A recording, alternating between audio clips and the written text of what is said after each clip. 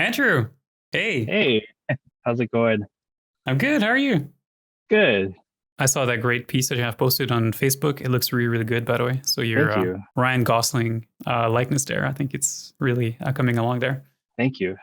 You seem to be kind of asking for feedback there, or perhaps asking for like opinion. You were kind of talking about likenesses there and the fact that it's actually Yeah. kind of hard. Like you kind of often take hmm like one step back when you actually want to take a step forward. Yeah. Yeah, absolutely.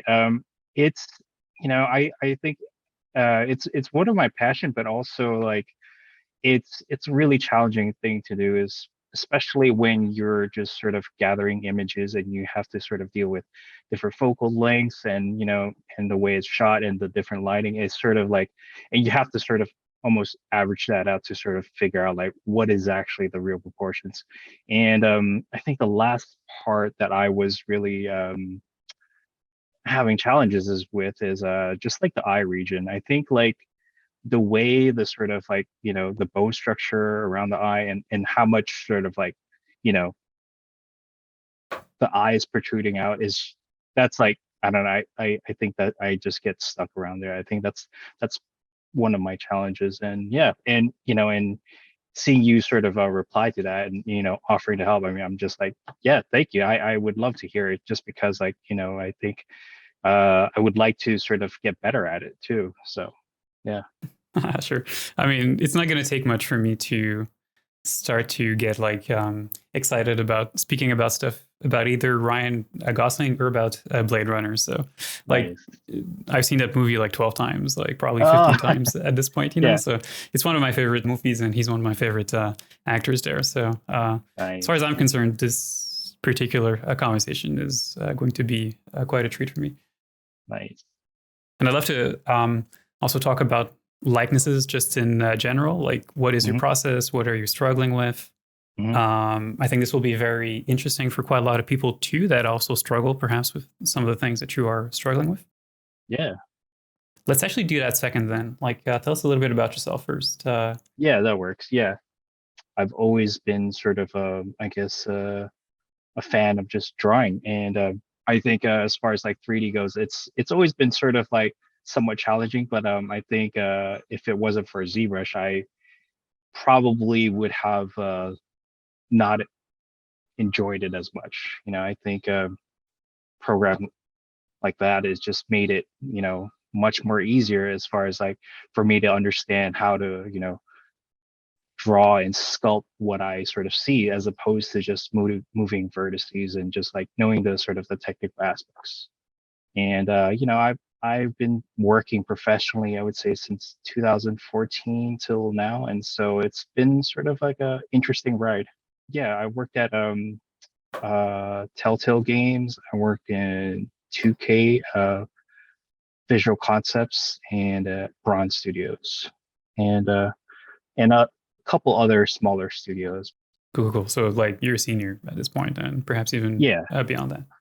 yeah, I'm a senior at this point. Yeah, but I think sometimes even at this point I would say that like I have to always really keep my mind open as far as like learning new things because if you're not sharpening your skills you could like really fall behind as far as like not really knowing the latest tools or even yet just being familiar with like sculpting things at an efficient rate. I've actually seen that happen to like quite a lot of seniors actually that kind of fall off the wagon at some point because they don't actually like update their skills. Like I've actually seen quite a lot of people like that that have yeah, like you're in that kind of danger zone where it's like your skills are still very relevant, but if Yep. you don't update them, like 2014 is when you graduated or when you started working in game studios, I believe you when, said, yeah. when I yeah, when I started like working professionally. Yeah, Yeah. yeah. It's like production methods have evolved quite a lot since then, Like even in Yeah. I believe even like so when you started, I guess you were texturing in like Photoshop, you were sort of doing that or were you using something else as a texturing tool? Yeah, that method back then was like pretty much Photoshop. So like Maya, Photoshop, and ZBrush, you know, if anything. I think we also used a lot of uh damn, what is that program that everybody used to bake normals back then? Uh, X normal. Yes, X normal. Yeah, that was it. Those are the tools back then. I still use that once in a while though, like Yeah. because like it has a feature that like other 3D soft like other bakers don't actually have, and I'm like, what are you doing? You need What do this you feature right now. what's special like as far as like you find um use for that program right now at the moment? Well, there's really two things in Next Normal that I haven't seen elsewhere. One is very essential, which is the match by UVs when you do baking from high res to a low res, so Oh, that you don't okay. actually do projection baking.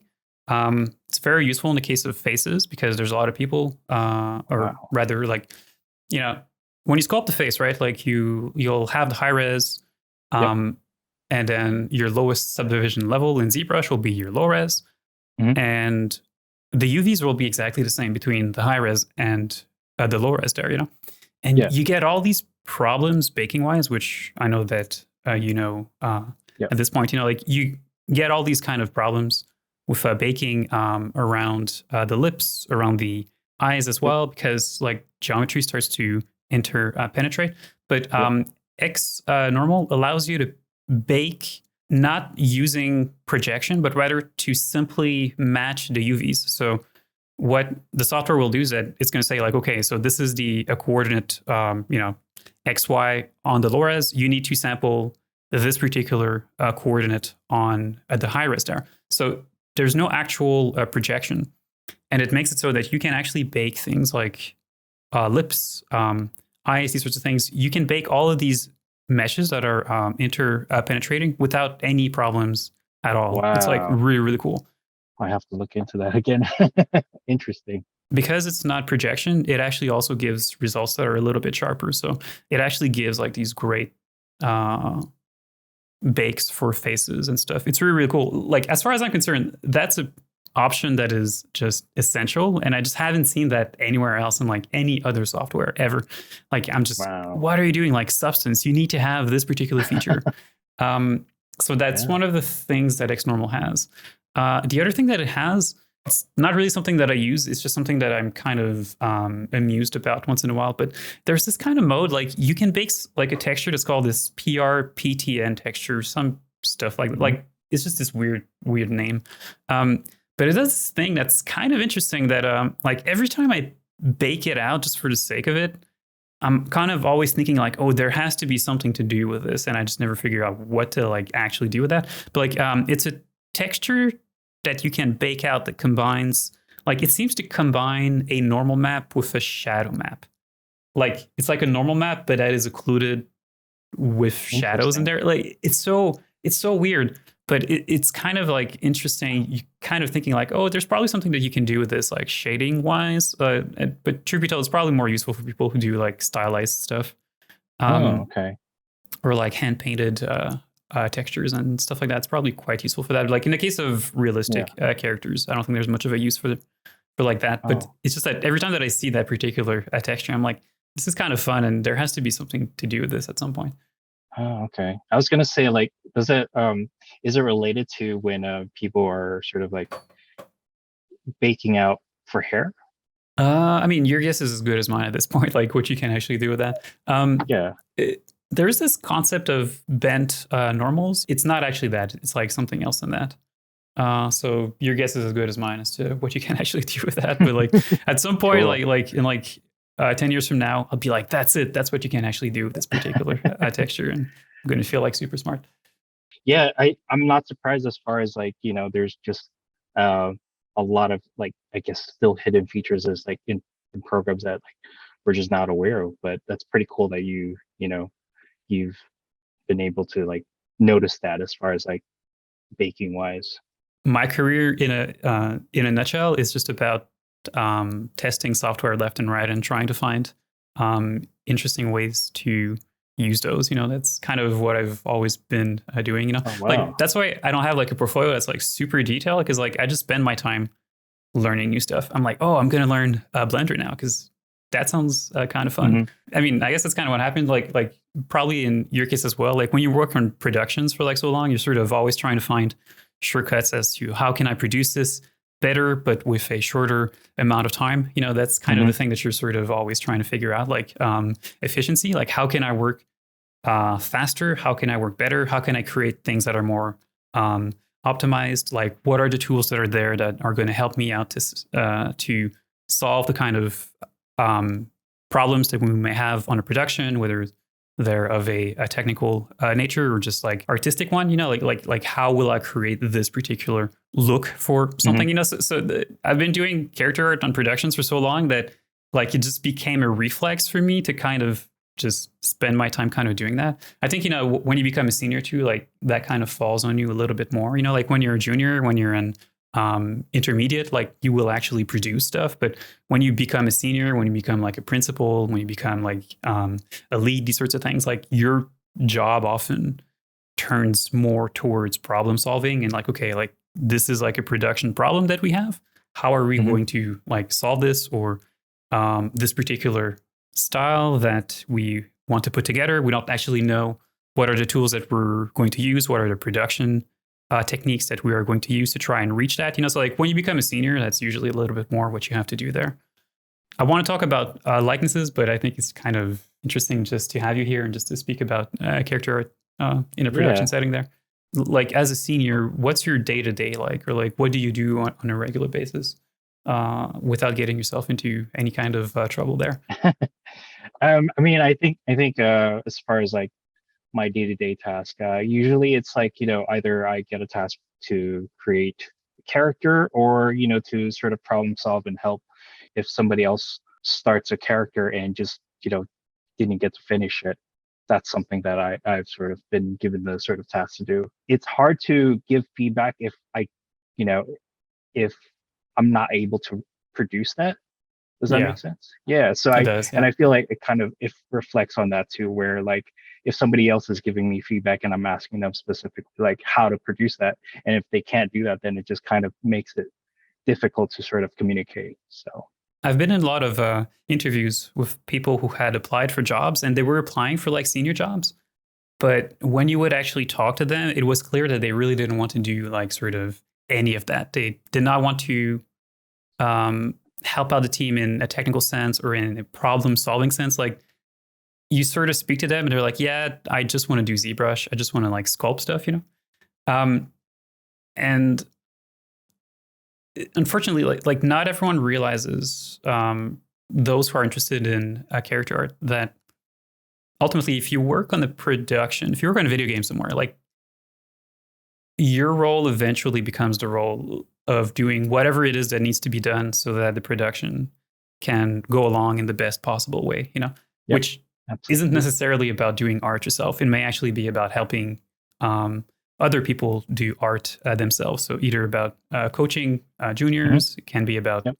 as we have said, like solving problems that are on the production setting, these sorts of things. Like the job of doing character art on a production isn't always about doing character art. It's, Yep. like doing a whole bunch of other stuff that is related to that, but that isn't just about sitting down and doing ZBrush.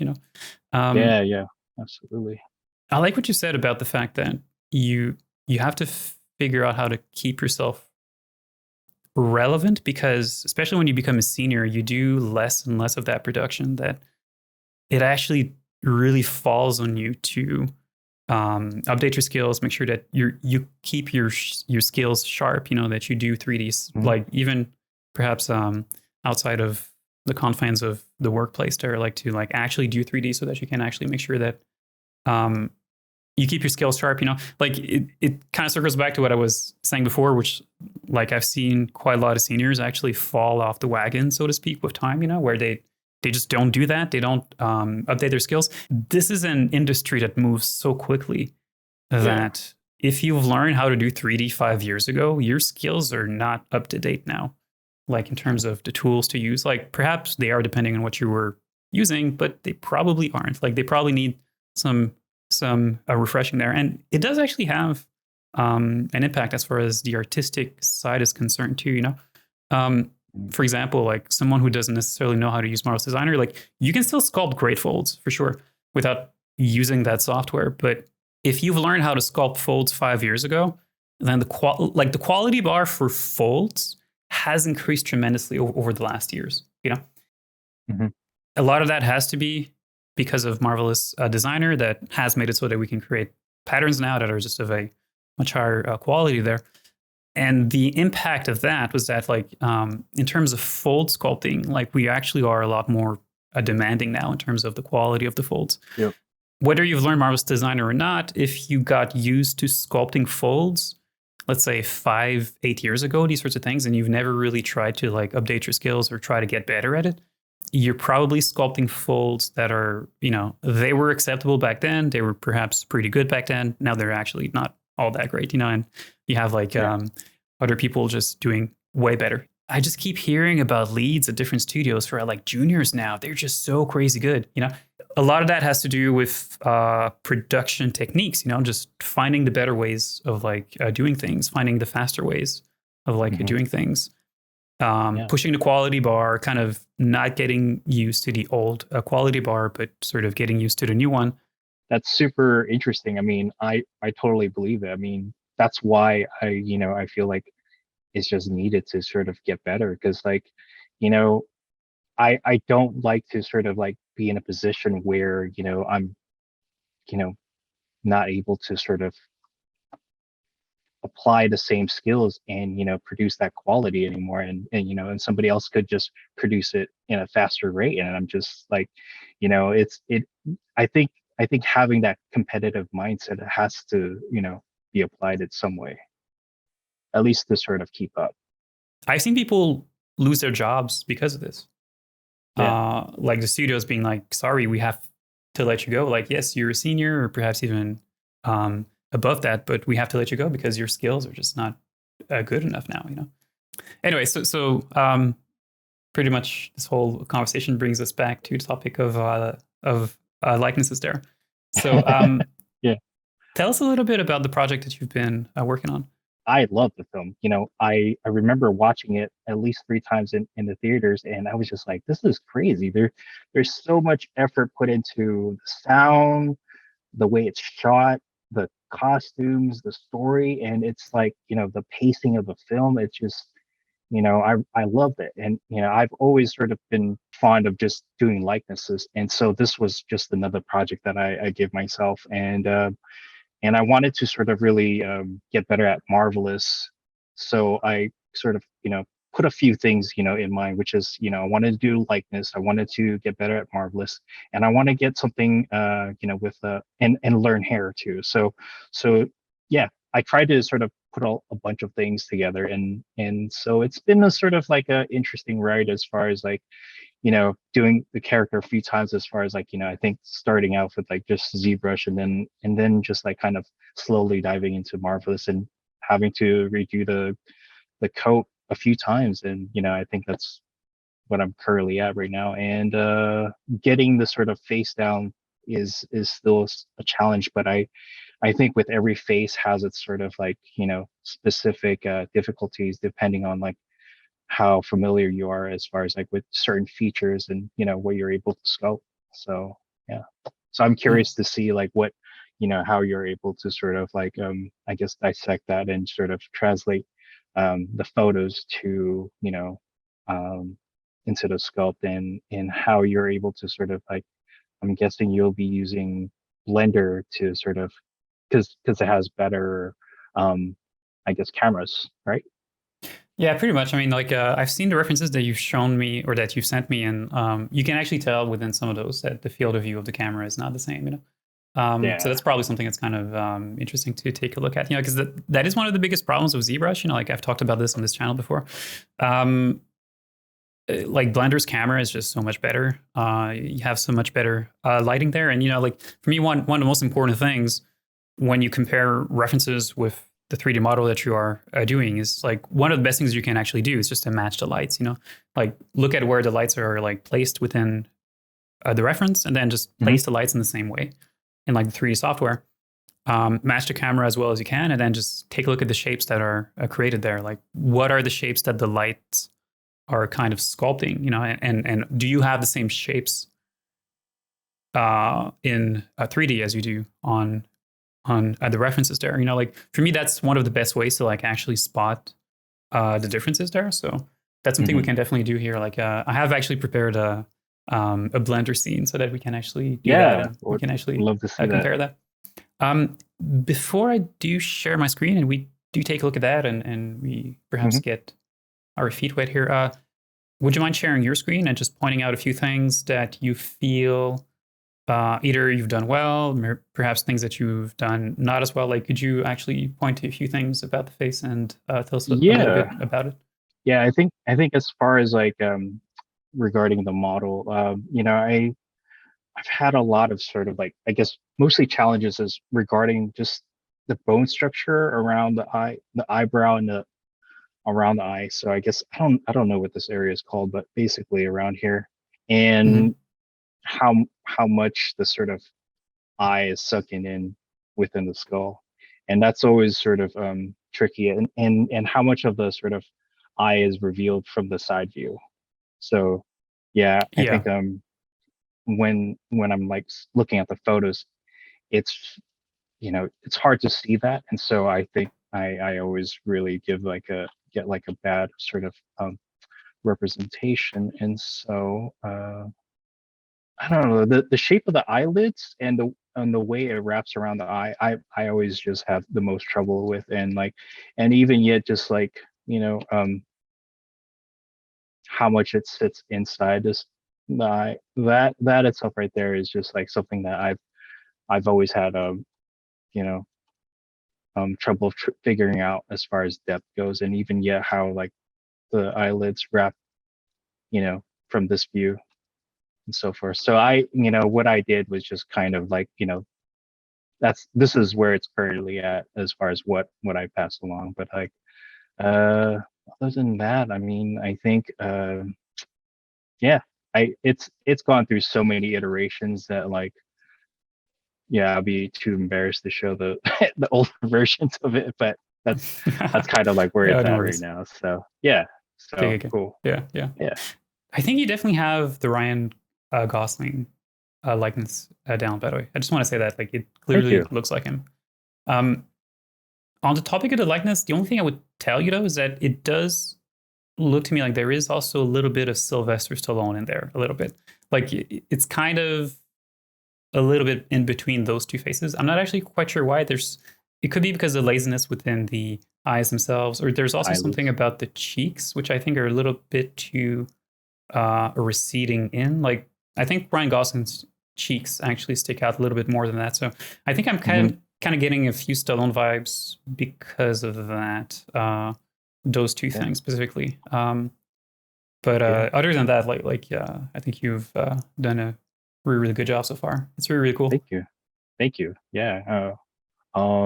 Yeah, I would love to see.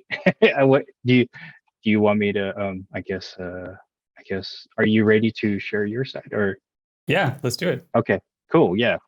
Uh, this would be a treat. Oh wow. Look at that. Oh whoa. Here's a render of Wow. your Ryan Gosling portrait there.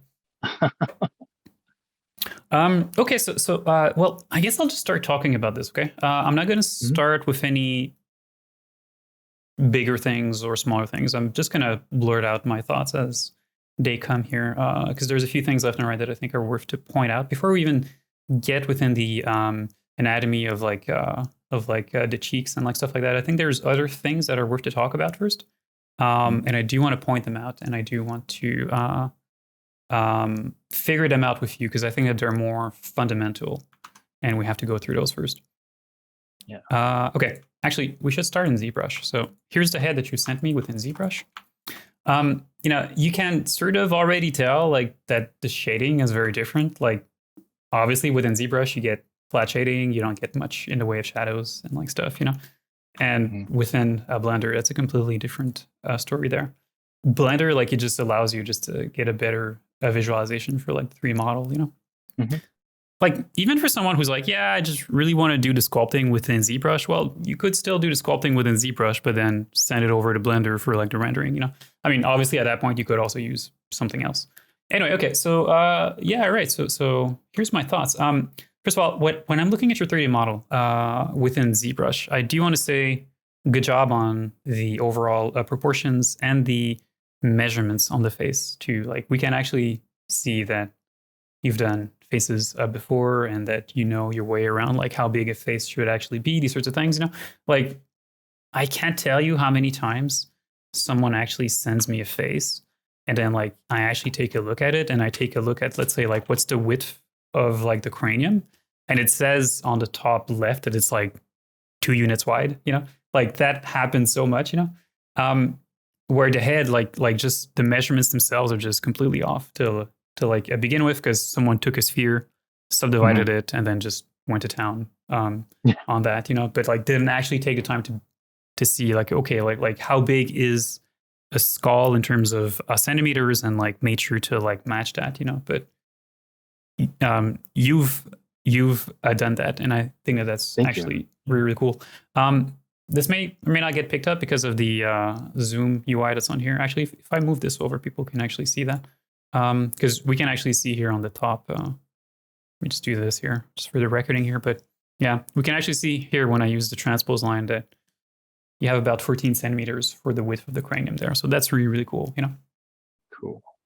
By the way, these are all the references that you sent me. This is like huge. By the way, this is like really there cool. was This is there like, was there's a lot more, but like I think those are were from like his younger days. I tried to get as much just so that way there's like some areas where it didn't change as far as his facial structure. But yeah. yeah, yeah. No, I mean that's like super cool. Actually, one thing that I've actually noticed that you have a lot of references from Getty here. Hmm.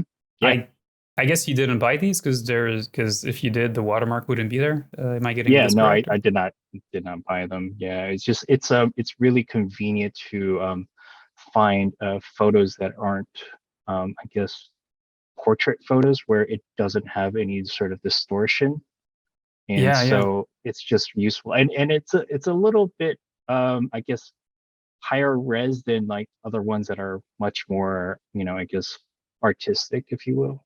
Yeah. So yeah, it's been a sort of a great place to just find um, you know, references, like especially for like, any celebrities, as far as like, so that way you can just see them in like, in a sort of like a natural lighting, and then you can sort of get the shape and Personally, like I'm a really big fan of like actually getting references from like movies like this directly. yeah, yeah, yeah, Uh, that was the last one I was referencing directly from. Yeah.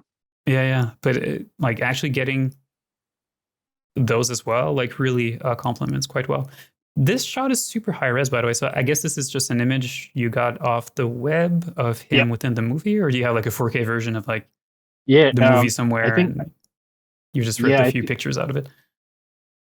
somebody just took a screenshot of it, and I just found that one. So it was like it was uploaded, and I the actual screenshot was much I guess there wasn't really as good of color values, so I sort of adjusted it in Photoshop just so that way I can get like the sort of wrinkles and sort of poor details. So I'll use that as far as like reference later.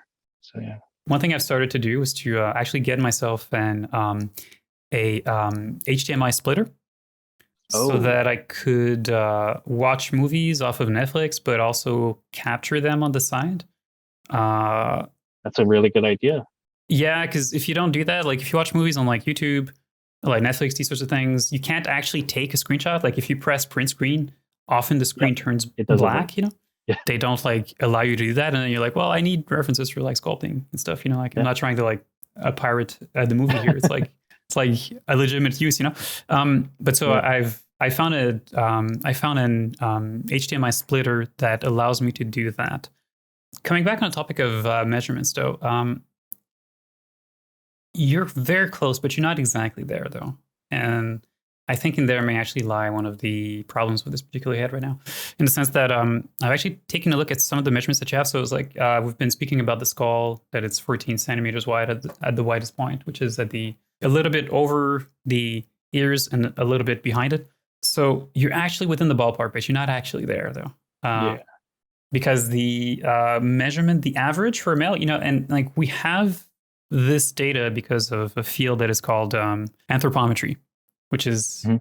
the field of science that studies human measurements, and so we have very accurate data as to how big a skull is. Let's say for a human being, for let's say a male versus a female, for a black person versus a white person. You can actually find very, very precise data on like all of this. Ah, nice.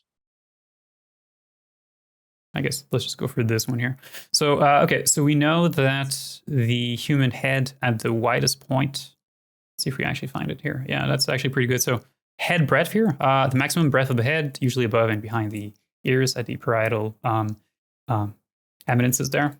So you can see here men. So you have, these are the percentiles, meaning that like for the 5th percentile, it means that there's 5% of the population whose head is 14.3 centimeters wide or less than that. So there's 5% of the population whose head is 14 centimeters, which is actually where you are right now. If we actually measure you right now, if we measure the width here, once again, I hope that this is going to come across properly here, but we can actually see here that we're at 14 centimeters, right? Oh, nice. So what we can actually deduce from that is that your head in terms of width right now falls between the 1st and the 5th percentile. Based upon that, like in most instances, like obviously it means that 5% of the population will have heads that is that narrow there, so it's not necessarily a mistake per se, but it becomes a mistake when it's not something that is consciously desired, in the sense that when we look at Ryan Gosling, there's really no way to really know what is exactly the width of his head, but his head to me looks like it's of a normal width. So what I have tendency to do personally is to always go for the 50th. I would say there's probably a centimeter there that is actually missing. And I actually think that centimeter makes a pretty big difference because we'll jump over to Blender soon. And even when we start playing with the field of view, you'll see that we can't actually quite make the head look as wide as it does on the references. So that 1 centimeter actually makes a pretty big difference. But it's not the only thing. Okay? Like if we look at the measurements that you have, like especially when we do a likeness, right? Like these things really matter quite a lot. Like a centimeter is huge in the context of like a likeness, right? If I take a look at the eyes now, and we kind of continue to like look at the measurements that are there. If we take a look at the eyes here, let me once again just make this here a little bit smaller. If we take a look at the eyes here, okay, like one thing that I like to like do as well is to take a look at the distance between the pupils, and that too, like you want that to be as precise as you can within that particular range. Because if you're outside of that, then there is a proportional problem somewhere that may not be easy to fix just through observation, and the problem that you have is what you've been speaking about before, which is distortion created by the lens. You can't really ever really know truly if you are perfectly matching the reference when you're sculpting, because the field of view may always be a little bit off, right? If we take a look at the distance between the pupils here, and I am aware that his eyes are a little bit off to the side, or at least they seem to be. When I look here at this particular eye, like when I'm not seeing the same amount of sclera that is visible on both sides of the eye there, when the white of the eye is of a different proportion, then it means that the eye is kind of turned on the side a little bit there, So your character is actually looking a little bit off to the side, at least with his right eye. The left one is looking the other direction there. So maybe there's something there too that is probably worth for us to talk about soon. But before we do that, like I just want to measure what is the interpupillary distance of the character right now. So using the transpose line here, once again, like we're just going to measure this particular distance here. So you can see here, once again, we're at 5.6 centimeters, right? For me, that goes back to the question, okay, so what is the normal human range then? So interpupillary distance, anthropometry. And so let's find a few interesting charts there. Pupillary distance, here we go. Okay, so this is actually the one that I use the most, this particular book that is here. So these include a U.S. Department of Defense's Military Handbook, 2012 Anthropometric Survey of U.S. Army Personnel. Like anyone who's watched a few videos on my channel has seen this particular book before, because it's one of the best references that you can find. It's one of the most complete anthropometrical references that you can currently find. So we look at the interpupillary distance, and then we can see for males, out of 4,000 people that have been measured there. So the mean, so the 50th percentile, if we look at this here, so the 50th percentile is 64 millimeters, which is 6.4 centimeters. And then based off of that, if you look at the range from, let's say, the 5th percentile to the 95th, you have about 1.2 centimeter of like range or so, right? So 5.4 centimeter, which I believe is where you were, unless it was 5.6 there. 5.6. Yeah. So if we look at this chart, you are at the 1st percentile. Yeah, which is probably not. So, because I do look at Ryan Gosling's face like you, and I do feel like you, because I'm sure that you are feeling this, that his eyes are a little bit closer than most people. It does feel like, yeah. I know, right? Like they just feel like they're a little bit closer there than like most people's eyes there, So it's always like a little bit of danger to be like, okay, so the eyes are a little bit closer than what we're used to do, but the danger is always going a little bit too far, like a little bit too far towards making them a little bit too close. And that's kind of what's happening here, because like you are at the 1st percentile. There are literally only 1% or less than that of the population whose eyes are as close or closer together than Ryan Gosling's face right now, based off your 3D model. Yeah. So that needs to be addressed. Yeah. So we've identified 2 problems right now that are related to just basic measurements of the face. I'd like to introduce a 3rd one, and that's probably all that we will need, I think, going forward, which are, for me, like the 3 most important ones, really, to like capture proper likeness there. Like, there's more than that we want to take the time to measure there. Like, what is the depth of the skull? What is the height of the skull? I think that all these things actually matter quite a lot there. But perhaps the last one I think that is interesting to mention here is the size of the irises themselves. Like, how wide are they? Because like, if you look at the references, right, like one thing that actually strikes me is that it looks like there is a divergence there in terms of iris size versus the size of the eye opening itself. I don't know if you're feeling that too, but it feels to me like if I look at how big the particular iris is here, if I look at how much white we can see here, how much white we can see here, it just strikes me as if the iris is just a little bit too small on your 3D model. I don't know if it's just me, but yeah, I think you're right. Yeah, Ryan Gosling is a human being, at least last time that I have checked. Not that I have probed within the question too far, but I believe that he is one of those. So he would fit within that anthropometric chart, right? We do go at it with the transpose line here. So we can see you're at about 93. Once again, like how big is that, usually speaking? Well, iris size, humans, I guess, 11 to 13. Oh, wow. Yeah. Looking at the model in ZBrush, like those for me are the 3 biggest things that we can kind of figure out in a very objective sense, like the fact that these things are a little bit too small. And I think that addressing those is really the first step, because once we know that we are within the proper range with these things, then it means a few things, like, first of all, the size of the eyes or the interpupillary distance in relation to the size of the skull, those 2 measurements actually matter quite a lot, because they're a great way to solve the distortion issues that we have. Yeah. If you are actually measuring things, then you can make sure that you are removing any type of distortion from the face, because you know that the skull will be at the proper size, and you know that the eyes themselves will be at the proper distance. I've set up your face in Blender here. I've set up 3 lights. I've set up a little bit of a turntable here that you can see, so we can actually rotate this around. I can go in here. I can actually hide a few of these lights. We just want to look at, let's say, only one of those and really take a look at the shadows, the way that the shadows and the lights are kind of sculpting the surface there. This one is a really great thing to do, like just one light.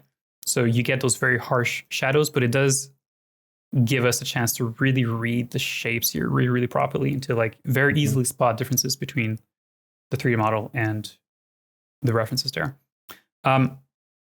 But before we do talk about that, I have gone here and I have changed the actual eyes here for eyes whose size are of a proper size. I'm just going to use the measure tool here, and I'm just going to click here, do a little bit of a measurement there. So you can see that we're at about 1.1 to 1.2 centimeters for the width of the irises there. And I'd like to know what is your opinion of that, but my opinion, okay, like if I actually, now that we have those bigger sort of irises in there, because because we haven't adjusted the actual eyes to be a little bit further apart, he looks a little bit different, but for me, he starts to look a little bit cartoony.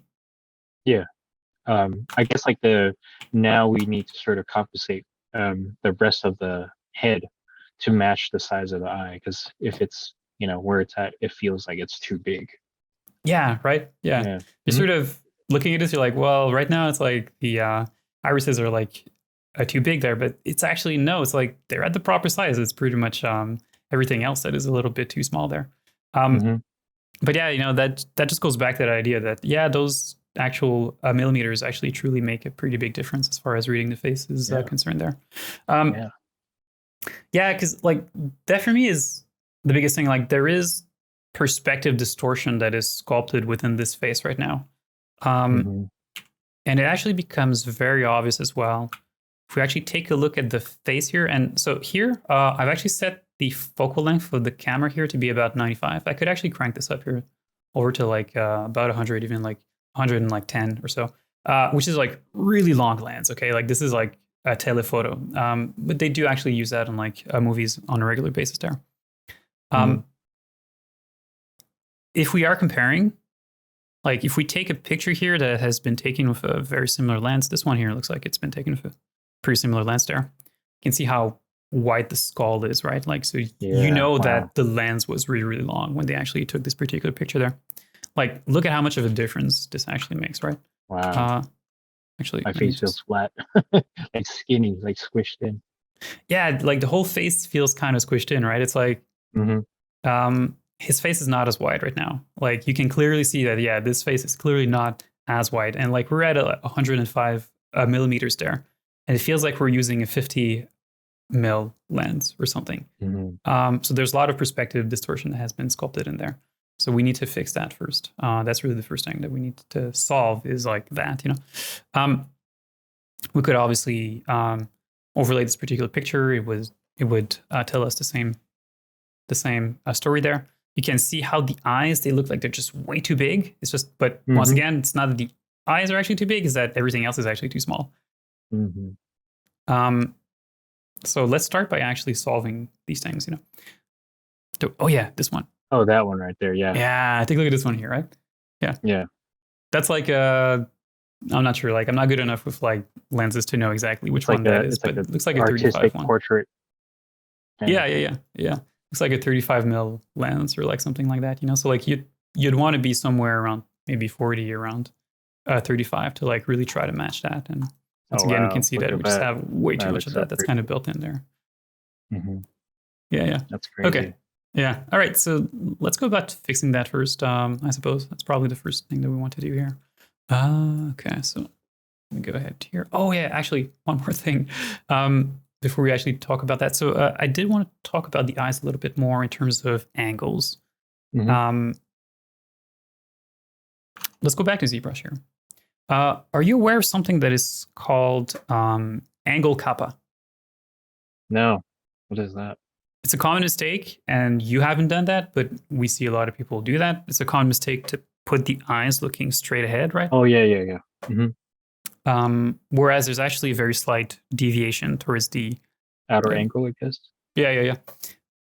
The reason for that is because at the back of the eyeballs, the fovea is actually fighting in the back for the space with the optical nerve. Like they're both next to each other. And it makes it so that none of them are actually dead center. And so if we want to be looking at something that is straight ahead and we want it to be within focus, our eyes actually have to be deviated towards the outside a little bit because the fovea is offset off the center in the opposite direction there. That's what angle kappa is. Mm-hmm. And the deviation is of about 5 degrees. There again, that will obviously vary from like person to person, these sorts of things, but there is a deviation there. So that's yet another one of those things. You want to make sure when you are sculpting faces that you are getting that properly down. If we look at the deviation on your eyes, they're not really exactly there here once again. So you can see here what the deviation is. If we actually measure that here, just using a transpose line. We take a look at the measurement here. So I'm looking at the angle on the top left here where it says 007 right now. We could actually rotate that a little bit. So we're at about 8 degrees or so for this particular eye that is right here. And this one here, we have a measurement of negative 11 degrees. If I put this transpose line perfectly straight, by the way, you can see that it says 00 there. So we have perhaps 5 degrees too much deviation for his right eye and about 3 degrees too much deviation for the left eye. He clearly looks like his eyes are not looking straight ahead. Like you can just tell, right, when you look at the references that it's like he has one eye that just kind of steers off a little further. Yeah. You can see that they're not looking straight ahead, but they're probably not as deviated as what you have. Yeah. So we want to bring those in a little bit there. I've actually done that here. Okay. These eyes are at about 5 degrees each. One may need to be increased because clearly he's got a lot of asymmetry within the eyes there. It's very, very visible there. So we may have to tweak that. But at least right now, 5 degrees we know that that's kind of the starting point there. So I've done all of these things. And so I just wanted to throw all of that before we actually start to do some sculpting here. Yeah, no, that makes sense. Yeah, thank you. I do apologize if this is taking a long time, but I thought this was actually... No, thank you for, these are all things that I am not aware of and I do not know. So it's very interesting to kind of hear that side as far as like, because, there are specific numbers to it. I never looked into it. So yeah, really cool. Yeah, it's worth to do that. I know we're kind of like, no, I just want to do sculpting. Damn it, I just want to sculpt. Numbers? Like, wait, do you think I'm like in like accounting or like programming or like something? I do art. Damn it, I don't look at numbers. No, but it like I think these numbers help sort of. It's kind of like your like what you're saying, how like if you kind of stay within that number, then it should be fine. If you go beyond that, then like it's not realistically possible. So, yeah, pretty much. And then you're trying to make a likeness, but because the proportions are sort of off, then you just can't really ever get there because there's a problem that needs to be addressed to begin with. Okay, yeah, so let's go to town with this. Let's go ahead here and have a little bit of fun. Okay, so in terms of lighting here, I guess we're just gonna use what we currently have, but like we know what we're trying to do in this particular case, which is to make the face about 1 centimeter wider at the back, and then we'll fix the eyes at the same time. Let's just start here with the grayscale model here. Okay, so we know that we want to add a little bit of mass here. Doing likeness sculpting while speaking to someone live on Zoom is always asking for trouble. Actually, while I'm here, it's probably something with the ears too that we can sort of already spot. If I'm kind of looking at where the ears are kind of falling here, in terms of the height of the eyes, you can see that there's a slight slant to it. Yeah. It could be that either like his head is tilted. You think it could be that? Yeah. I mean, we could obviously look at like different references and stuff, but like he looks like he's looking straight ahead to me, at least. Yeah, no, I mean, in most pictures we can see, like, if you look at his left ear, it's more or less touching the top here, right? If we look at the height of it, it's more or less touching the top of the of his left eye there. So definitely, I think there's something that needs to be addressed. We may as well fix that while we're here. So, okay, let's just bring the ears up here a little bit.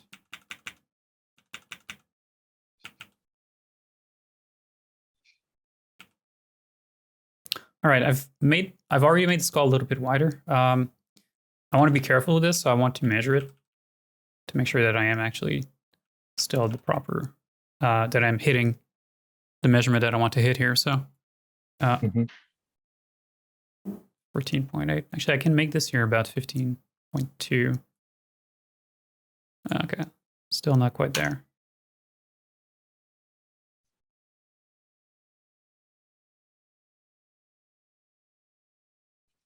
All right, that's good enough, I think. So that's it for the size of our skull. Now we were talking about the interpupillary distance. We want, so the average was 64, I think. I think that's what we saw, right? Am I think on so. or off here? Yeah, I think so. His eyes are definitely closer, right, than most people's. Oh, here we go here. So 50th percentile interpupillary distance, about 64. Mm-hmm. I'd vote for like 62. I don't know what you would vote for. Yeah, let's go with What do that. you vote for? I think, I mean, I wouldn't know. I mean, I think I just go with like whatever it feels right. But I think you're better with numbers, so I'll go with your your instincts as far as how it feels like. Yeah, let's go with six. You said 62. You said Yeah, like 62. yeah, So yeah. Let's somewhere go with about that. that. Okay, Sounds let's go good. with that. All right, so let me just create a measurement here. It's okay, I want this to be 62. Let's make sure it's centered too. Right there. So we want the eyes to be as wide as this, pretty much. Okay. So that's quite a lot of, quite a involved change that we have to do here. Just do a bit of back and forth here. So, okay, let's move these further apart. Obviously, I'm not moving the actual eyeballs now, so this is going to look kind of weird. Let's move the eyes.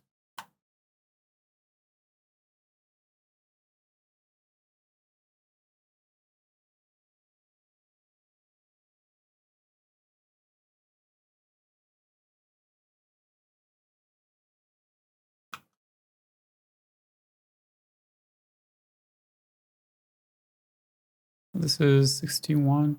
Yeah, I think 61 is fine. I mean, his eyes are closer together. I do believe so. So I'm fine with that. Like for me to think about the distance between the eyes is that often it's less a problem of if the eyes look like they're too close or too far apart.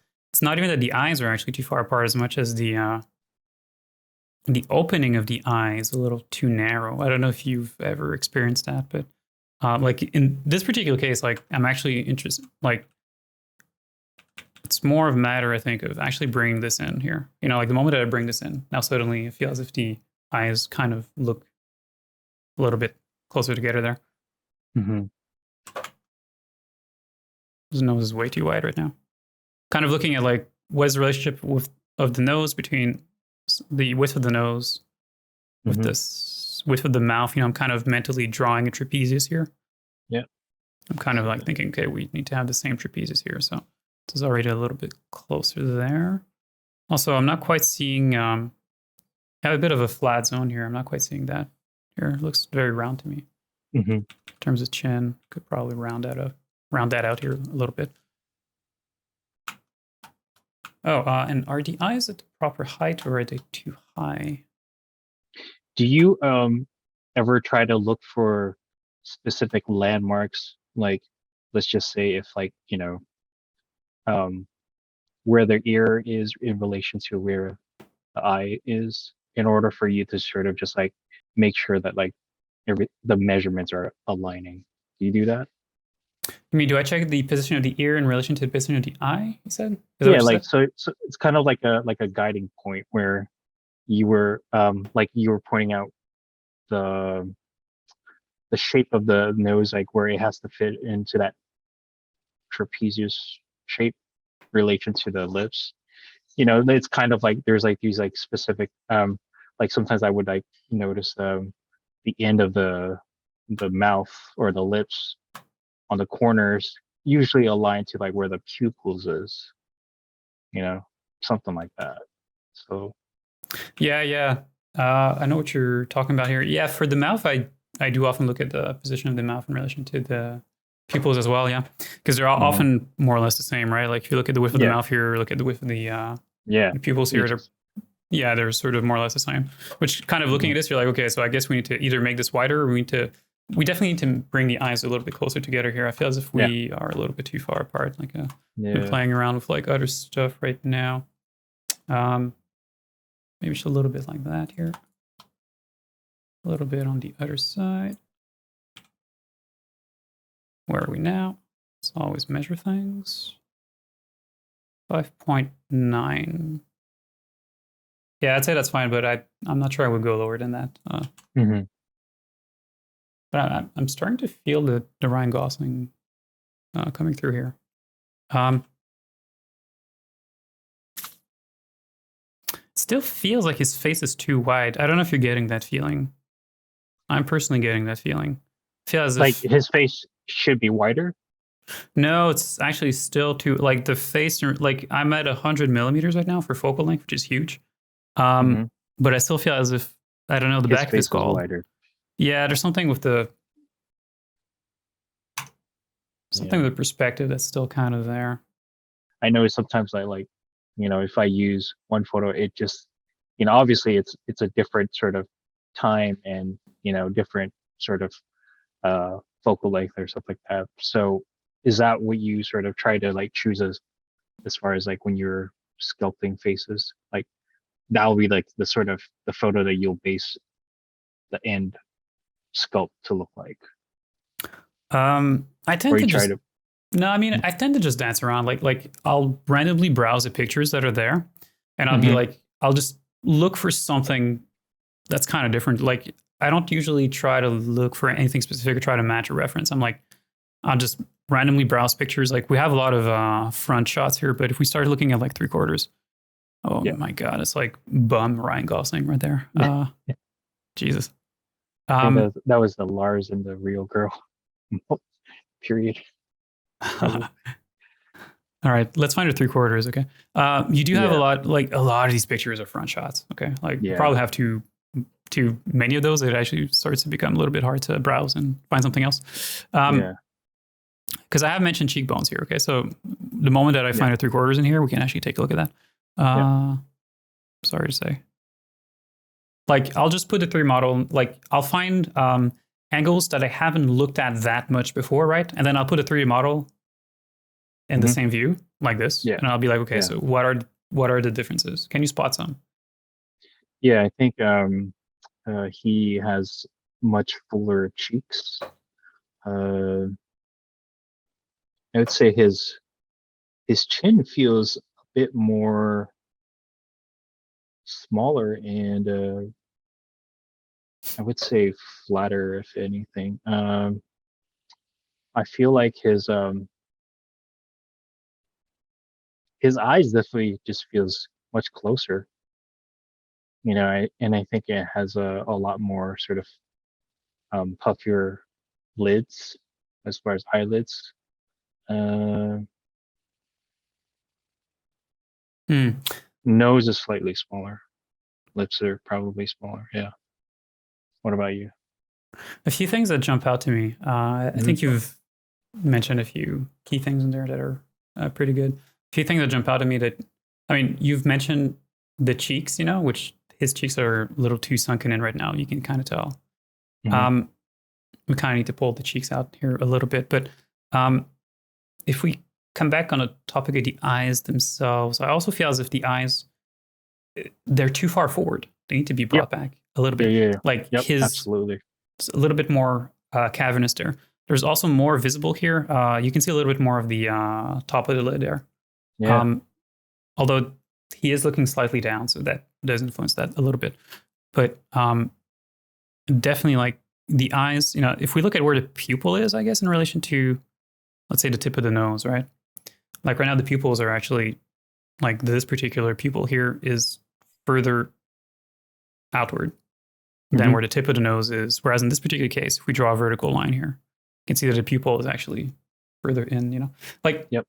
if I spot a difference with the actual eyes, I will always start with that, you know? Mm. That's like always the first thing. And the Yep. moment that you've fixed all the problems with those, then I think it's good to like move on to like something else. I mean, the major problems that will like pretty much always be small things that you're like, oh, I could actually fix this. Yeah. But Yeah. It um, does. It does. Everything sort of starts with the eye. yeah, yeah. So let's move the Yeah. eyes in a little bit. This here, track in that direction. Here we go. Put this on the side. All right.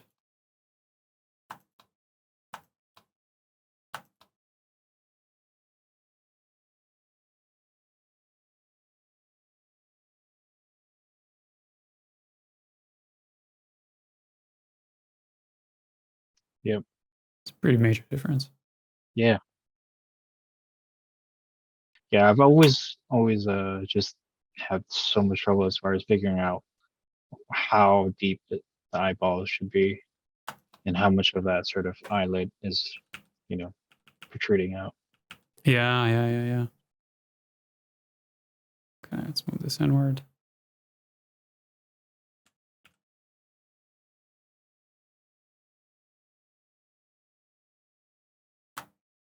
Okay, let's do a little bit of a pass on the shape of the opening of the eyes. Finding a non-squinting picture of here of him is quite a challenge, right? Yeah, and just so many. And speaking of squinting, I try to sort of think about is like if somebody is squinting, how much of that bottom lid really moves up, or is it really all of it, the top lid, That's a great question. The bottom lid does move a little bit. right? It doesn't move nearly that much. Like the top lid Yeah, is the one that moves the most, but the bottom lid does move a little bit. yeah. And that's what I was like. I tried to sort of look for ones where his eyes are open, just because like I've had the trouble in the past as far as like making the bottom lid come up too much, where then the positioning of the eye is just messed up just because of that. So Yeah, yeah. yeah, I think this is a good one.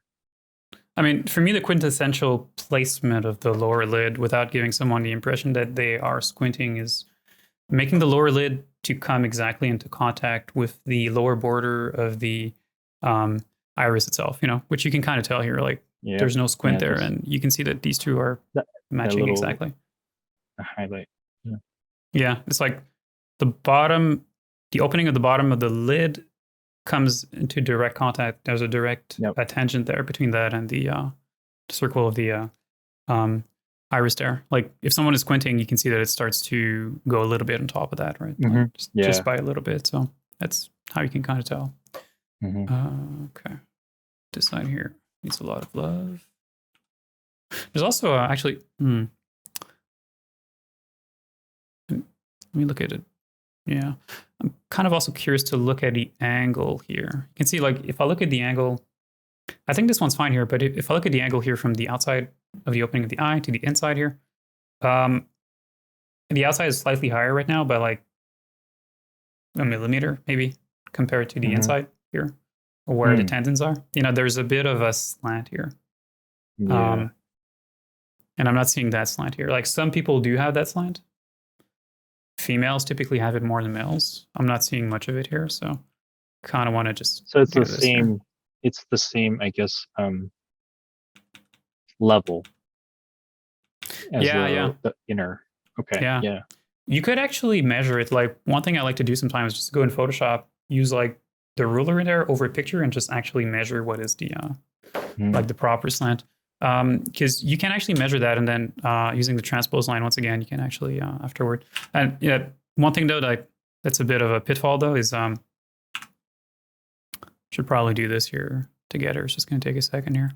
Let's just send this over to Photoshop.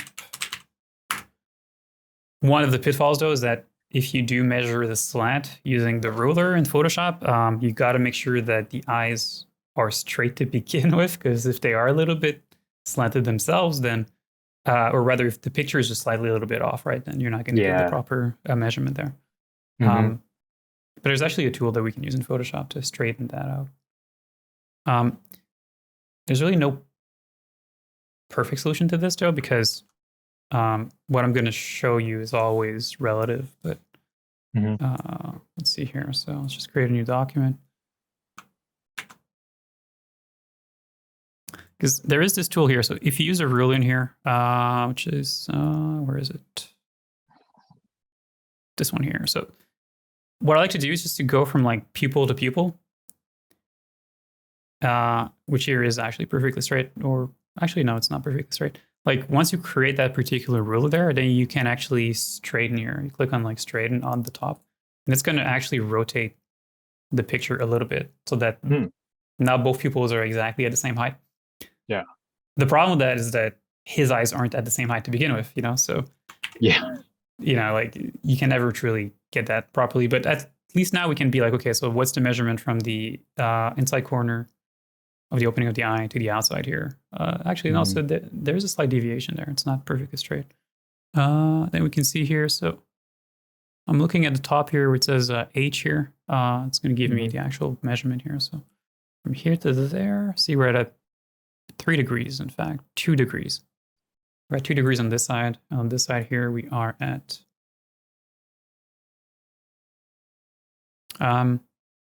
wait, is that angle though? I may actually be getting this wrong. No, it's this value here. Okay, so from here to there, this is 180. Yes, we're at about 177. So that's actually about 3 degrees or so, 2 to 3 degrees. On this side here, this side here is that. I think that's more leveled, flatter. Yeah, it's like 2 degrees. Well, I mean, they're both at about 2.9 actually. They're both the same. It's just that this eye is clearly just slightly lower, right? It's not in the Hmm. same height. Anyway, so Yeah, he let's has get a back to really this. asymmetrical face. Yeah, it's crazy, right? Yeah. You'll often find that the like if you look at the arc here of the upper Hmm. lid, like the topmost of that arc is usually at the same height or at the same I don't know, the same position as the pupil. Hmm. I don't know if that's something that you've noticed yourself, but um, Yeah. No, I think so. Yeah. in Yeah. most cases it holds up. Maybe it doesn't quite hold up here 100%, but it's not too far. Because like I'm kind of always looking at like, okay, what's the shape here, and I'm making sure that the shape here, like the top of that, really matches exactly with where the pupil is. So a clear angle break there, and there's an angle break there.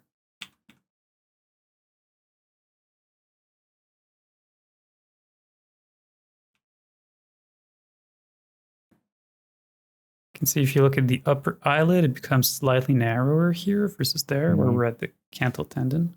So right now, like your lid is more or less the same width all the way throughout. Like this needs to be brought in like that somehow. Hmm.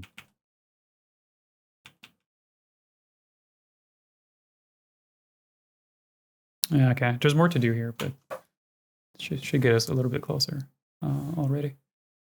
All right, there's more to do on this around the eyes, but I kind of want to let them rest for now. Hmm. They're closer. Yeah, it feels better. Like Yeah, at least like where the placement is at. yeah, it's better. It's not quite there yet, but it's better. One thing I do want to look is just the rest of the shape of the skull, also the shape of the neck, because there were a few things there that I thought were, I think were actually worth to talk about, especially from this view here. One thing I see, okay, like I can kind of see it here too, here a little bit. This is something Hmm. that I commonly see that I think people can actually improve. Yep. Um, the angle of the sternocleidomastoid. We have tendency to make these kind of slanted forward, Yeah. which is kind of happening right now. I don't know if we Yep. have a very clear side shot of him that we could actually compare that with. You have one of him where he's not actually wearing I guess this might be a closer one we're going to get, but Yeah. Yeah. Where your mouse is over it. I guess that's like the closest one okay, okay. where he has that in that part. But yeah. Yeah. It's always about shaping the light, right? If we kind of take a look at this here, like, yeah, take a look at where the ear is, but like, especially take a look at the way that the light is kind of sculpting the side here. You can Yeah. see that you're getting a shadow that is very straight. It's even slightly slanted towards the back, Um, And so I like to just place a light and really try to get the exact same shadow going on here. See, so light is about like this here, and just compare the angle. Actually, this is really not all that bad. It's just that well, we could slightly slant this volume towards the back here a little bit, but Hmm. could Yeah, also say that see maybe that. his face is actually looking a little bit forward. But um, yeah, if I look at this particular line here from the front of the neck there, it feels as if this line would eventually converge with this shadow line that is here. You know, Hmm. there's kind of a bit of a triangle here that we can kind of draw. Yeah, So I'm kind of looking for that. And right now, this particular line it's missing. will eventually get the same triangle, but I feel as if we have to go really, really down, you know? Like, Hmm. it's just very subtle because this reference isn't just the best to really judge him without a shirt, but like, I just often feel like we just really, really need to do this here. Pull it back. Yeah, Yeah, just pull all of it back here. yeah. This here. We can even actually pull this back here a little bit because we're actually looking at that shadow line that was right there. Hmm. Um, because like what you get, okay. See, like the sternocleidomastoid, right? There's two branches to it Hmm. where the name actually comes from. So you get the sternal part, and you have the clavicular part. Um, you know, which is where it actually originates. And you get this kind of triangle, right? This kind of triangular fossa between the two branches or the two heads of sternocleidomastoid there. It's a muscle that's very interesting because it's very there's a part of it that's very thick and there's a part of it that's very flat. And we have a tendency to confuse those two. Like Yeah. we'll make the volume here very, very round, very voluminous, for lack of a better term, in the front, whereas the part that's very thick of sternocleidomastoid is actually the clavicular head, so the head that is behind, which is the head that goes from the mastoid process here, more or less down, inserts within the clavicle, but on the inside of the clavicle there. Hmm. So it's this part here, it's this particular branch here that has a tendency to become very, very thick. And the one that's in front, the sternal head that is here, it's actually very thin. It Mm. does become round like this near the bottom. You do like it does become like a little bit round. I don't know if we can actually bring up a few references because this one isn't all that great. I don't know, like human male neck or something. Um, and so it creates planes that look a little bit different than what we're actually perhaps used to doing. Um, Perhaps this one here isn't necessarily that bad here. I see. Yeah, like perhaps this one here too. Like It's way there's thinner. yeah, there's a little bit of volume to it, right? Like this is the sternal head. There's a little bit of volume to it, but there's not that much volume to it. Let's say this one here can practically not really tell where it is. Yeah, see, this one's beautiful. See, like look at the back. So this is the clavicular head of sternocleidomastoid. This is the sternal head because this is where the sternum is, right? Hmm. You can see a little bit of the sternal head here. Like it kind of becomes a little bit thicker here, a little bit rounder here. Yeah. But here you start to kind of lose it, you know, like it Yeah. starts to kind of blend in with the rest of the neck there. But you can Hmm. clearly see there's this huge mass in the back. Wow. Yeah, Yeah. yeah, like take a look at that. So that's the back here. That's the back head of sternocleido. Obviously, if you rotate the head on the side, then you're gonna make the sternal head pop there. Um, but yeah, What about? Oh, no, go for it. I Go was for gonna it. say there was like an image right there. You see where the guy is lifting up his neck on the This bottom. one Yeah, here. that one. Yeah. That's an interesting one. I'm not quite sure what's going on there. Oh, okay. I thought it would be an easier way to Well, show that. I guess it kind of is, right? If you look at the back one here, right? Like this is the back. This is the back part of sternocleido. You can see the insertion here of the sternal head. And it just disappears. Yeah, it just blends in here, right? You just kind Yeah, of don't yeah, see it there. Yeah. So that's kind of interesting, right? You kind of spot that. yeah. We have pulled it back a little bit too, Hmm. uh, where the neck is. I feel Yeah. as if I may need to pull the chin out, as if perhaps Hmm. with the move brush, maybe we've Yeah. this has receded a little bit too much in.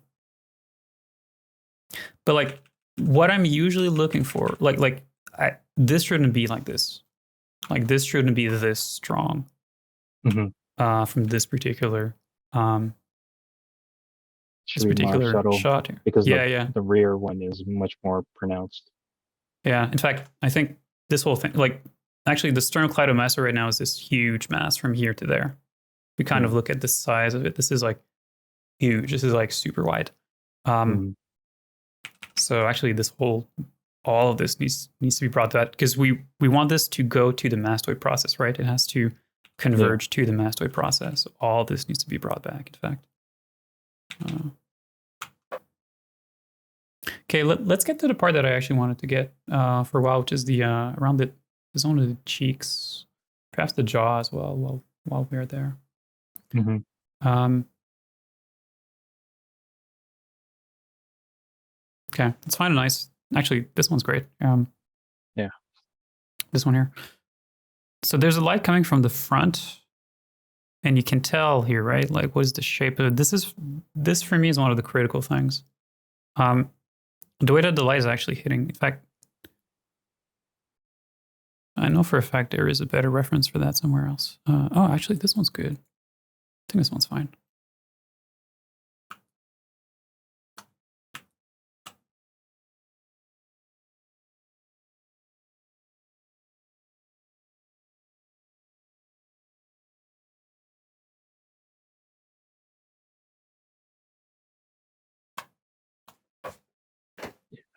Yeah, there's some pretty big differences here. Like if I kind of draw what I imagine to be the shape here that the light creates, like there's a straight line here, there's an Hmm. angle here, and then there's a bit of an angle here. Like you can see that the light here, the shadows start to become a little bit blurry here. So Hmm. it kind of gives you an idea that the surface is rounder there.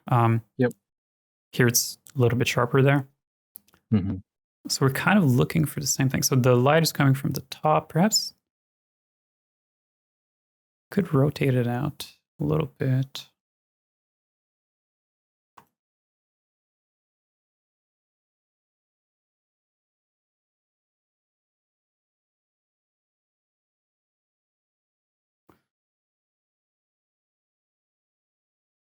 Yeah, that's kind of it. Actually, it's not too far right now.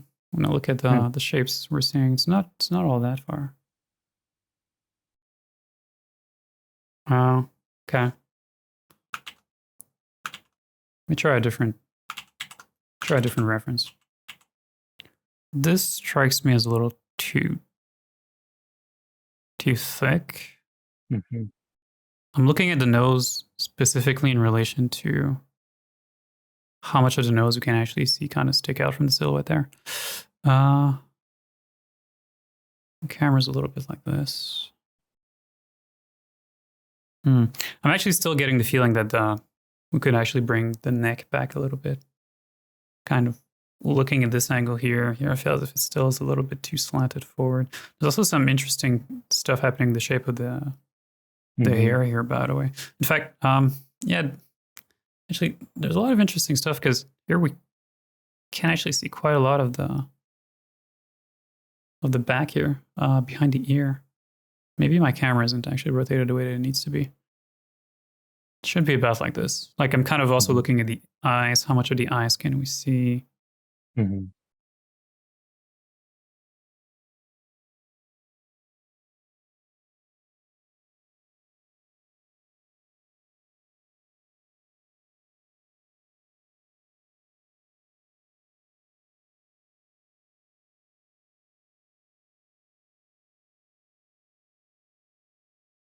Yeah, I'm definitely feeling like the cheeks are too far in. I don't know if you're getting the same feeling. I'm looking at the cheeks Um, specifically in this particular case. hmm. I don't know what's your opinion on that, but I feel as if like I shouldn't be seeing as much of the nose here. Yeah. Yeah. No, the nose is sticking out too much. Um, I think you have a little the I guess the cheeks seems a bit more flat, but there is like that extra pocket of fat just on that little area right beside the nose. Um, Here, I mean, is that the zone you're talking about? you know where like the cheeks are. That is I guess I want to say right where the end of the mustache area. That there's that little pocket of fat that like you know I guess it's like it's way more subtle, but like but his cheek region just seems to be a lot more flatter than I realized. I Hmm. guess maybe I'm reading it wrong. I don't know, but this angle really throws me off because I'm just looking at how much of the back of the ear that like how much we can see behind the ear right now. This is Yeah, really there's something going on there. like you mean the back of his skull sticks out way more. That's right. No. Yeah, yeah, yeah. I think so. There's something going on here. Okay, so let's break out our good friend anthropometry then. Uh, okay, so how much do we have here? So right now we have from here all the way there. There's a hair in here, but it's fine. Actually, no, that's not fine. Okay, so if we hide the hair, so this is the head depth that we call. Hmm. Can I snap this to the surface? Yeah, so 18.2 centimeters or so from the cilion all the way to the back of the head. Okay. Let's break out the 2012 anthropometric survey of U.S. Army personnel. I swear I'm on a list somewhere because of the fact that I have this particular document. I'm probably on a list somewhere. When did you I guess come across like this sort of um document as far as like knowing that like this is like where you would find useful information like this? Like how did you come about that? Uh, I know a high-ranking general in the U.S. Military, and I was able to ask him if you would know how to That's a good head answer. head. I think it's length. I think. No, I honestly like it's been a very long time that I've started to be interested by this, but I don't know where I found this Joe originally. Yeah. Like as an information, I just know that at some point I started googling. Like I just got tired of not knowing how big things were, and I'm like, has someone ever measured this? And I just came across this Hmm. particular field of like um, of anthropometry that literally no one in like character art were ever talking about, and I'm like, this is so important, you know. Yeah. Yeah, because Um, this is all new to me. I'm just like, but it makes a lot of sense because you don't want to sort of just guess it. I mean, if there's an exact number, exactly, you know. just So found somewhere. because like in this case, okay, like this could be the problem that the head is not deep enough. It could be that. It could also be that the ears is too far back. You know, could be that the head is exactly the proper depth, but it's actually the ears that's misplaced. So how do you solve that? How do you Yeah. know which one is which? You know, like there's a problem, okay, but there are multiple solutions. So how do you choose the proper solution in this particular case? Mhm. So I don't know how to do it other than measuring things Yeah. or just overlaying a reference. You know, that kind of works too, but I try not to do that too much. Okay, so here, so this is from the okay, from the glabella, from here to the back of the head. So we have 50th percentile. Let's go for that again. 50th percentile. We have 20 centimeters. 50th percentile, and we could actually safely add or subtract about zero point 0.8 centimeter from that. Okay, so we said about 20 from the glabella, which is here. So from here, yeah, see, so you're missing about 1.5 centimeter. So that's the first thing. So let's first add that, and then afterward we can actually see if perhaps the ear needs to be moved. I think it might actually it might need to be moved as well. Hmm. Um, okay. Oh, this goes too far back. Give me a second.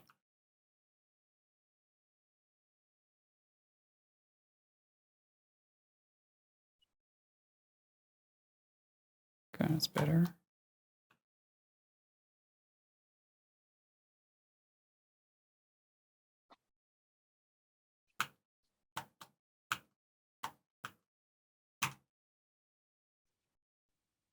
kind of scary to make these changes sometimes. Like 1 centimeter here, like it seems like it's so much. Uh, Yeah, this is but a pretty. it definitely does. I think it does. It definitely does feel much better as far as like just the shape of the skull. Yeah, yeah. See, so still not far enough. Uh, Oh, it's not. It's still not. Oh, wow. yeah, it's like not even far enough. Okay, Yeah. 19.5. We'll get there. I mean, maybe his neck is a lot thicker, so to sort of compensate for that extra back part of the skull. Well, I really like this particular angle that is here, by the way. Uh, Yeah.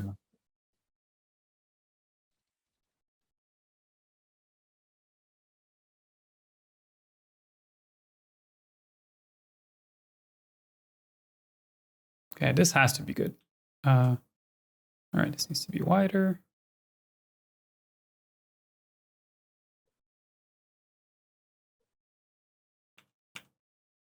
Okay, this is a huge change. That's why like you kind of want to start with those, right? You kind of like you want to make sure that those are nice, like the depth of the skull, the width of the skull. Those are good because like they make such a huge difference. It's such an Hmm. involved change to do.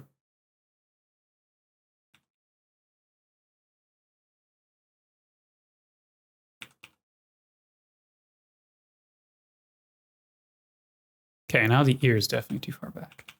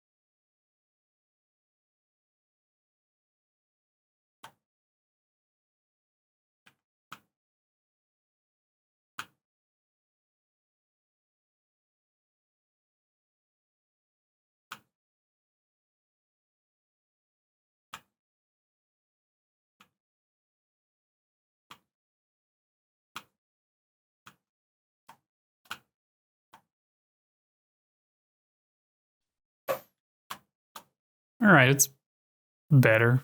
Um, let's move on to something else. I think this still needs work too, but we can come back on this later if we have time and we're especially motivated. But at least we're closer now to where we're Hmm. not there yet, but we are closer. But I Yeah. suspect there's still something with the position of the ear. The ear still looks a little bit too big to me. Um, yeah, there's definitely stuff that's going on there. But damn it, I want to address the cheeks. Cheeks is the one that I'm interested Hmm. in addressing. Okay, okay, yeah, I think we're getting it from this particular angle right here. This is the thing that I've been interested in. See, like for me, this sticks out too much towards the back. You know, like you can kind of tell here, like there's a clear angle change, right? There's like a front Hmm. plane here, and then there's a Yeah. side plane here, and you Yeah. can clearly see where the angle changes right now. Hmm. I really want to concentrate that there, which means that this little part here sticks out too far towards the back if we look at the shadow. Um, Also, a few things with the shape of the mouth. But yeah, not, like this shape here needs to be addressed. Okay.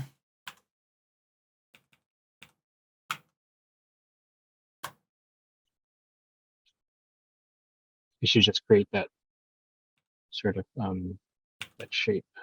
It looks like I guess like a box in a way. Yeah, kind of, right? Yeah. I guess we could just go at it with a really big standard brush or something. Like push this in here, pull this out or something. Try to really get the highlight to be closer towards the front. Yeah, it's closer.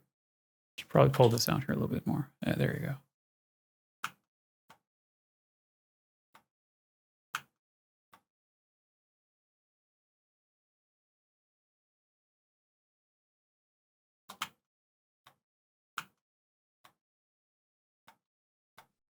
All right, now I was not doing that change symmetrically.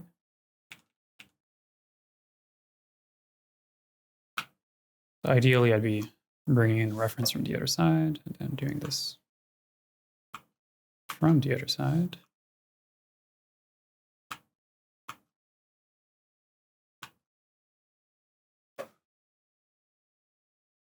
This highlight shouldn't be there like this.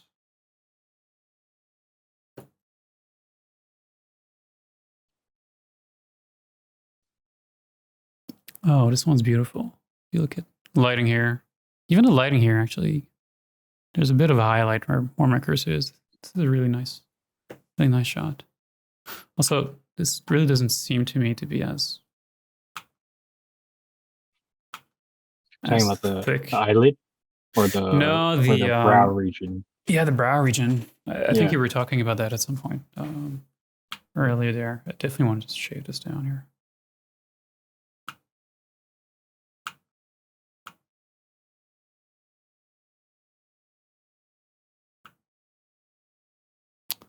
There's a really nice angle break here. Look at the silhouette. So that's under the ear. Oh, yeah, the ears don't stick out enough.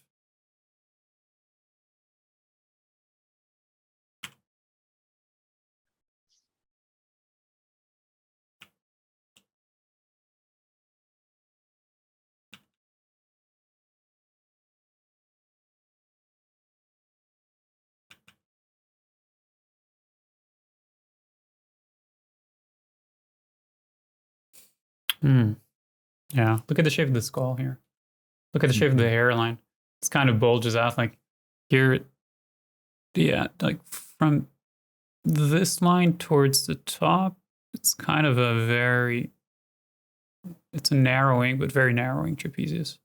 Slightly narrowing trapezius from this point here to this point here and this point here to this point there. In this case here, yeah, okay.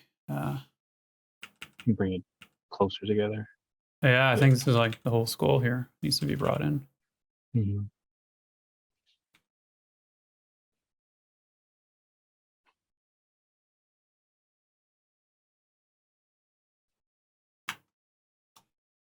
Yeah, see it. Let's look at a profile. I'm kind of questioning the depth of this whole zone here. Oh, right there. That's a good one. Oh, that's a good one, yeah.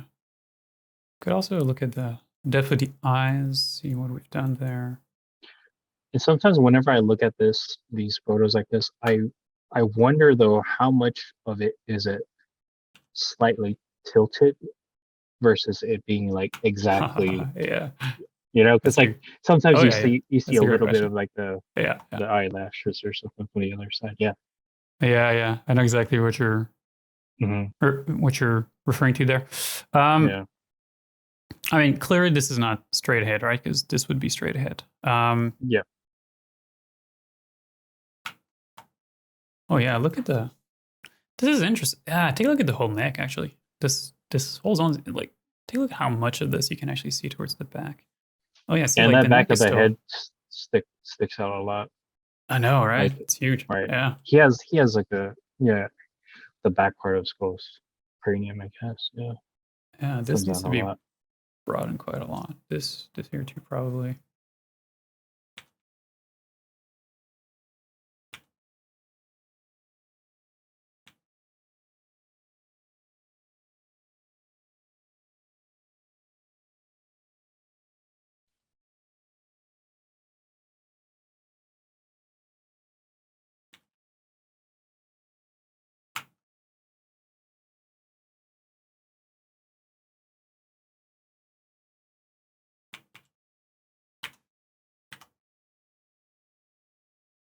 The light is coming from straight ahead because you can kind of tell because of the shadow.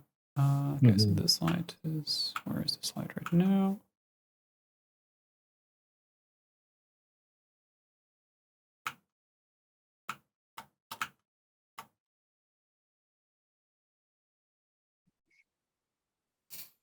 Yeah, it's quite a lot of changes here. Quite a lot of differences here.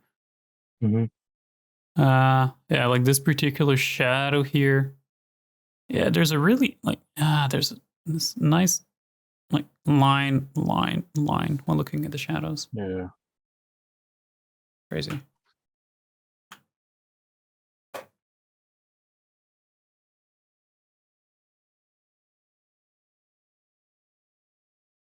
It's pretty angular. It's less rounded.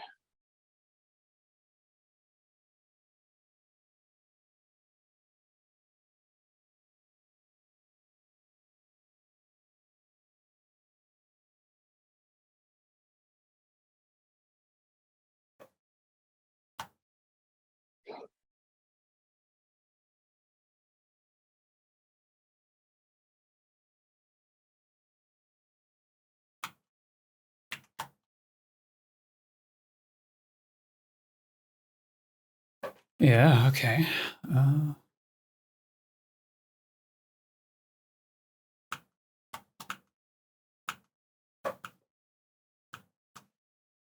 yeah. What I sculpted here is super sharp. It's terrible.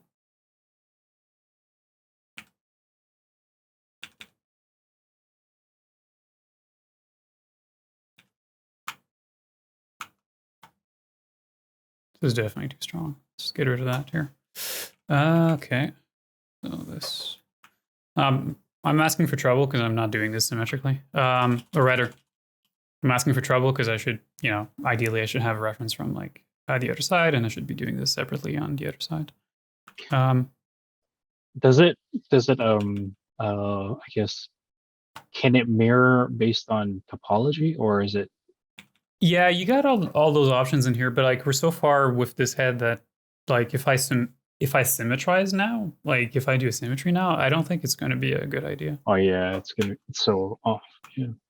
Yeah, like everything's little bit off. Like the whole eyes. If we symmetrize the whole face, they're going to become symmetrical, and then he's not going to look like him. So Yeah. like we're kind of to the point where I think we just have to do it sort of both sides separately. Hmm.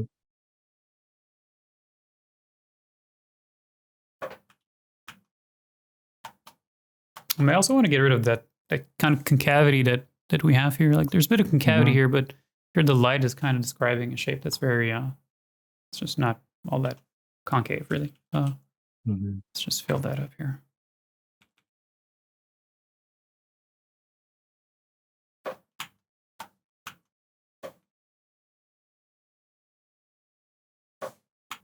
Okay. At least in grayscale, it starts to look like Ryan Gosling to me. Hmm. Yeah, it definitely feels like it. Let's blur this here. And what lens are you currently viewing it in? I think this is still 110. Okay.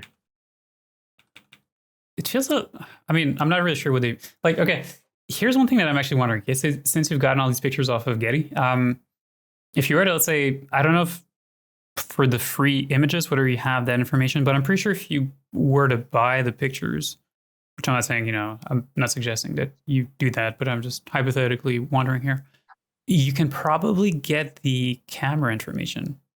Yeah, that's true. Yeah, You could probably know exactly what was the lens used most and what was the likely. length of it. You could probably have Yeah. that info somewhere. Hmm. That's true. Yeah. Yeah. How are you able to tell if it's like, if it's a different sort of focal length versus the ones? Yeah. I think you just kind of get used to it. Like for profiles, I'm not really all that able to tell, to be Hmm. honest. From Okay. front views, I think it's when I'm starting to get pretty good at kind of spotting like a long lens versus a short lens. Like you can really tell, right, when there's a lot of perspective distortion and the front of the face just feels like very, very wide, Hmm. Like the one that we Yeah. were looking at, which I don't know where it is. I think it was on this side here. Oh yeah, like this one. Like you can kind of tell that like everything is kind of, Yeah. stretched Yeah. compared to, let's say, this one here, or this one that's like right next to it. So you can kind of tell just based off of like how much of the skull can you see? How much of the side planes of the face can you actually And the see? ears, how much is visible? Exactly. Yeah. Yeah. So you can kind of tell, but like these are really like probably the two, like this is probably the widest you'll get in terms of difference. I feel like. Hmm. The takeaway from that is like the specific measurements that will always remain the same, and I think that's something to sort of like I will remember as far as like with any heads that I'll be sculpting Yeah, and yeah, the eyes and everything as far as like, the distance. Yeah. yeah. So from this angle here, like I really like how much here, like I'm kind of looking here, like this is this looks to me like jowl fat. Sorry, not jowl fat. Buccal fat. Hmm. It's got a lot of buccal fat. Yeah. You can kind of tell because like people who don't have a lot of buccal fat, they get like the cheeks or like this part here, like it's just kind of Oh, receding in quite a lot. You know, um, it's what the do you call that? Ed Harris Dimples, look. the dimples. Ed Yeah, the right. dimples. Yeah, yeah, yeah, yeah, Yeah, yeah. yeah. But he still got a lot He of doesn't have opposite of that. yeah, yeah, like he still got some baby fat there. So I guess from this angle here, we're trying to reach a straight line. And you also try to, I guess, also consider as far as like, um, how like maybe sometimes like if certain changes in the face when he's like making an expression versus like, you know, when Yeah, he's that's a like hard one. neutral. Yeah, yeah, that's a Yeah, hard one to judge. Yeah, that's a really hard one to judge. yeah. I think the eyes are always a tricky part for me to just like figure out how much of it's closing. Yeah, and like he's got a slight smirk, which also is pulling this out a little bit. A little Hmm. bit. Yeah. Yeah, it's always little pitfalls. By the way, this side of the face will definitely come out better because it's the one I've been mostly focusing on. But like one thing that strikes me, okay, if you look at the silhouette, there's no breaks in there. It's all completely That's straight. so yeah, yeah. That area is just and in the way it looked like from the profile view where it's just a continuous shape. I don't know how that, you know, translate that into something that like you can sort of sculpt because it just looks it's such a straight line from the side or at least from the Yeah, front view. Yeah. Which tells me I think there's like um a lot less than it seems like as far as meat goes or muscles around the area. It's just I think the bone structure just seems like very much more pronounced. say that again. Which bone are you talking about exactly? The I cheekbone mean, or I'm just talking about like, that's when you were establishing the sort of the profile how angular it is. yeah? I was saying that how like that's mostly created from the bone structure rather than the muscles because like it just doesn't seem like there is a lot of meat around the area, because like we're looking at it from the front view, it's like it's a lot more flatter than than it seems like. Mm-hmm. Yeah, Mm-hmm. which is really hard to sort of determine even from like multiple Mm. angles. It's just Yeah. because like his brow seems like it's really puffy, but it's I don't know, it's a lot flatter. Yeah, yeah, yeah, yeah. And it's so hard, because like sometimes you'll get light that's hitting something in a way Hmm. that creates a really big shadow Yeah, just because of how the light is. But if that light was rotated just a few degrees, that shadow would like completely disappear, Like yep, things sometimes they look like they're very deep just yep, because of how the light is kind of placed, but actually like they're really not all that deep. It's yeah, just that the way that the light is placed, it just creates a harsh shadow somewhere because of a yeah, structure. But when you look at like a lot of other references, all of that yeah. kind of disappears. Um, It's that skin material. That's what yeah. it makes it look fuller than it is, and it's not. Speaking of brow bone, this one's actually quite interesting. You can tell here the superciliary arches there. There's a Mhm, separation. Like here, you have the frontal eminences that we call like there's kind of like very diffuse bump here. mhm, Um, Under there, here you have the superciliary arches. It's this kind of bean shaped kind of slight structure that kind of sticks out for males, and you can actually mhm. kind of see a little bit the border of it, like as it kind of transitions Yeah, yeah. into the brow bone that's on the side. Like here you can actually see it very, very well here. Um, but yeah, it's interesting to see how much, like, let's say from this particular angle here, how much, um, let's say, how narrow is the brow bone here, and how much of the temples can you actually see between brow bone, the border of the brow bone that is here, and Hmm. the It creates hairline that is there. such a like a shadow. Yeah, Yeah, we need to. I think we need to move the brow bone even further in. yeah.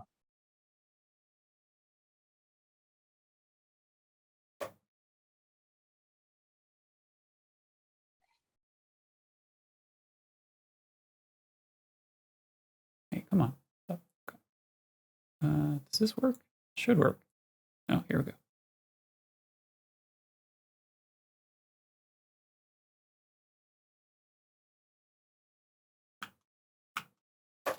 Like, I really want to see. We're starting to feel this. The brow here. Hmm. It Hmm. kind of expands here near the middle, where the superciliary uh, arches are. I think this needs to be a little bit more. Let's move this out here. I know there's the eyebrows on top, but it's kind of throwing me off.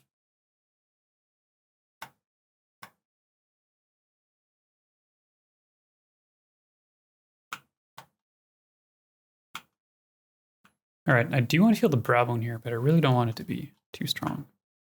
Hmm. Kind of like that. I think his eyes are too high.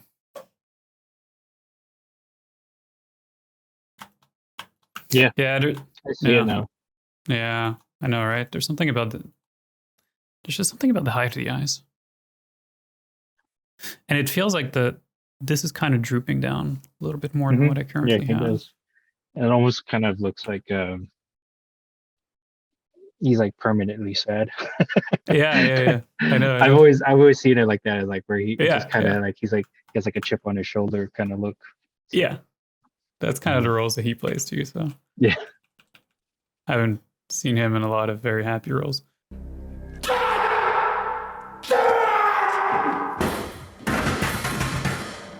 I guess there's a Barbie movie coming out at some Oh point. yeah. Yeah, that's right. Like Blade Runner, Drive.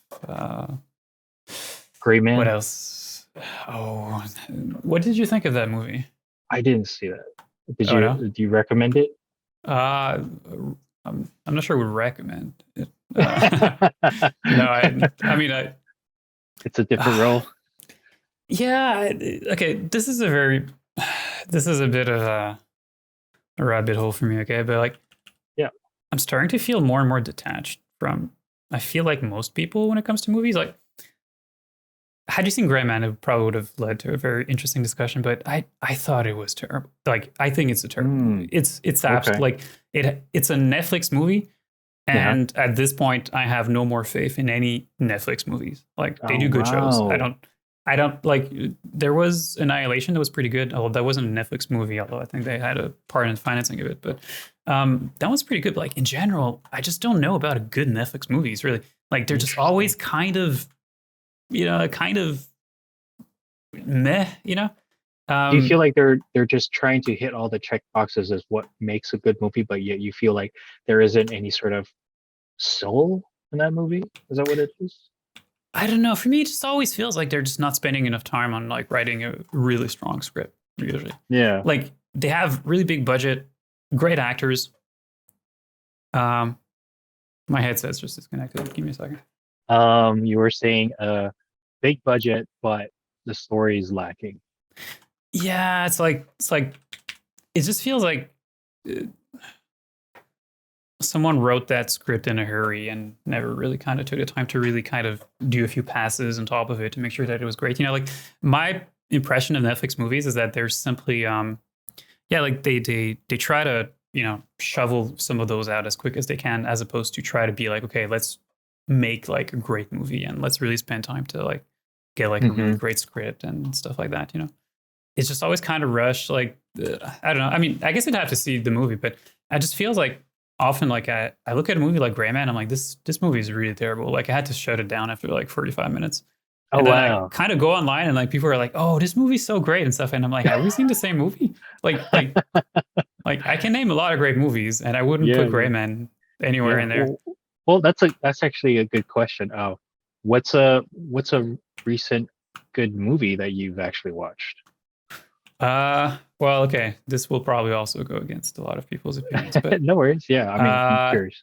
I've seen Tenet like 20 Oh times. yeah, 20 times. Wow. Okay. Wow. I mean, That was perhaps even yeah. more than that, to be honest. Oh I like, wow. oh no, like Okay. that movie, Damn. like it's just crazy good. Um, Yeah. but it's one of those like the first time that you watch it, it's one of those movies that's like it's not terrible the way that Gray Man is terrible, but it's a different kind of terrible when you watch Tenet for the first time because the movie is completely incomprehensible. Have you seen it, by the way? No, no, I have not, but it's one of those I love Christopher Nolan, and so for me, like I can appreciate the sort of a lot of things that you wouldn't catch the first time around, and then the second time around, you're like, oh, okay, it's like little, Easter Yeah, eggs. that's Yeah, it. That's you've just described the whole movie there. Like you could probably spoil Tenet for someone, and yet you still wouldn't really spoil the experience of seeing it just because of how nice.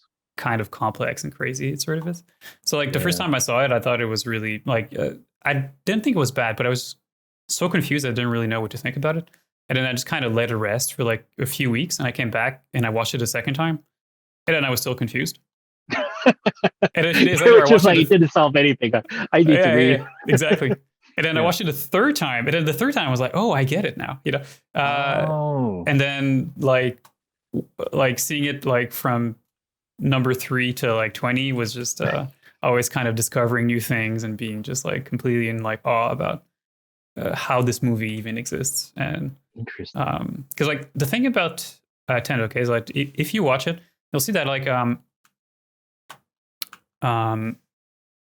I won't spoil things for you, It's but okay if you can spoil it.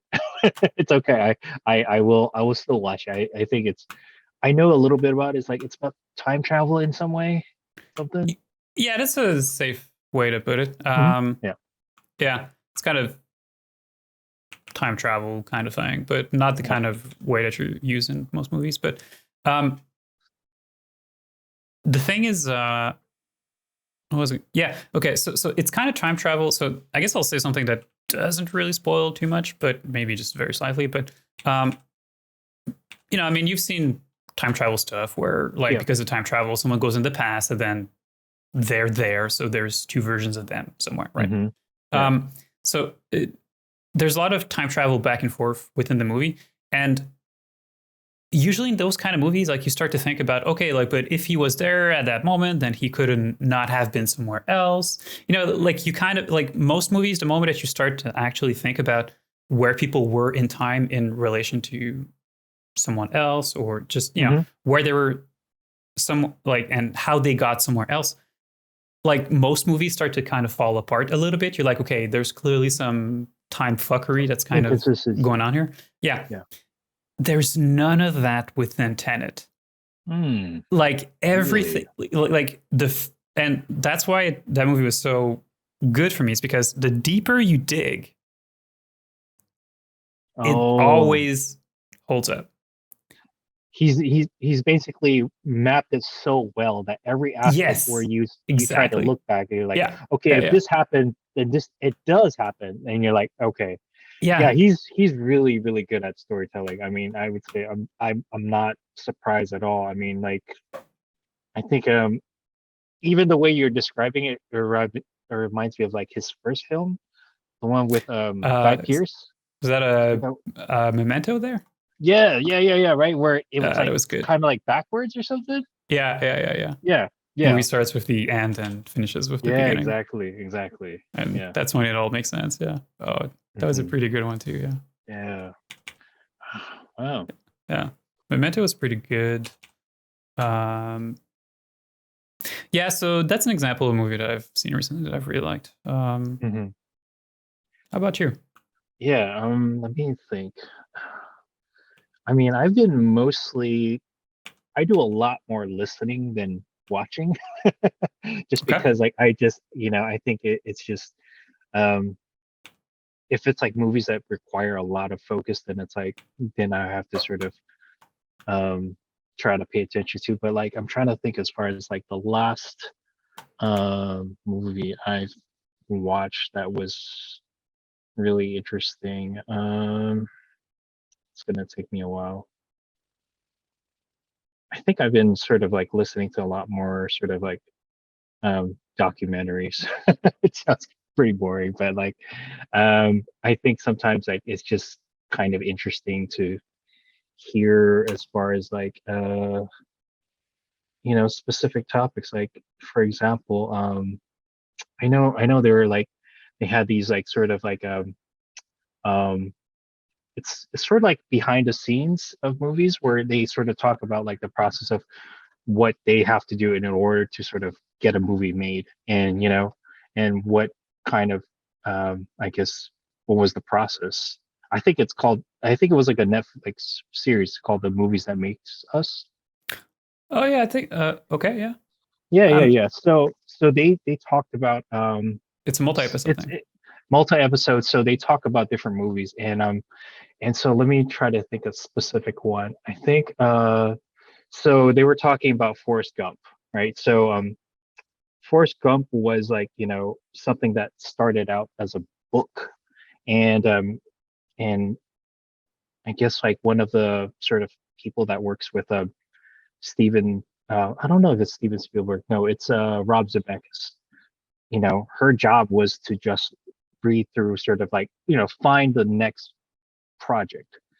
And she said that, like, she came across this book, Forrest Gump, which sounds like, like a really great American tale. And she couldn't drop, put the book down, and so she just contacted the writer, and then and there was a lot of sort of like, I guess translating in how we're going to sort of make that book into a film. And it's pretty interesting, just to hear about it, because like, a lot of changes that, what we end up watching in Forrest Gump is a lot more different from what it was originally written. And and part of that is also, just like how the sort of like how they sort of end up making things work. Like for example, like he was supposed to have like a carry like a southern accent. And they were trying things out, and like I think Tom Hanks was like just practicing whatever sort of generic southern accent he thought was appropriate. And they didn't really think it was fitting until they brought in the child actor that was playing the younger self, and he came from a particular area, and he spoke with a certain cadence and a certain sort of like accent that is just kind of specific to where he was from. And they Hmm. just sort of you know read that as like, that sounds a lot more accurate than we could ever come up with. And so Tom Hanks just started to sort of like really, mimic the kid, and just like, practice and ask him stuff, and so forth. And so, little things like that was just, was pretty cool. And like, and even Yeah, yet like the advances of like how they made Lieutenant Dan sort of work, as far as like, I think at that time it was like still considered pretty brand new, as far as like, digitally brushing out his legs and just how he moved and everything. So yeah, so it's stuff like that. I'm just like, when I'm hearing that, I'm just like, damn, that's like, I kind of want to be, part of that process. So yeah, it's really inspiring. yeah. No, Yeah, Forrest Gump was a really good movie. yeah, it's yeah, one of my favorites. I mean, it's one of those like coming of age tales. I just, it's always a classic. You just kind of like, Yeah, learn about this interesting person that just lives a really great life. yeah. Yeah. Mhm. Definitely. Yeah. What are your processes whenever you're sort of like uh completing projects, or even yet, your personal work? Like, do you sort of like try to mentally think about like, okay, I'm going to try to, you know, cover these things today, or do you just try to go with the flow, as far as like, what, I feel like, making these things, so I'm going to just try to do that. How do you go about juggling multiple projects and things? I haven't finished a personal project in years at this point. Um, No.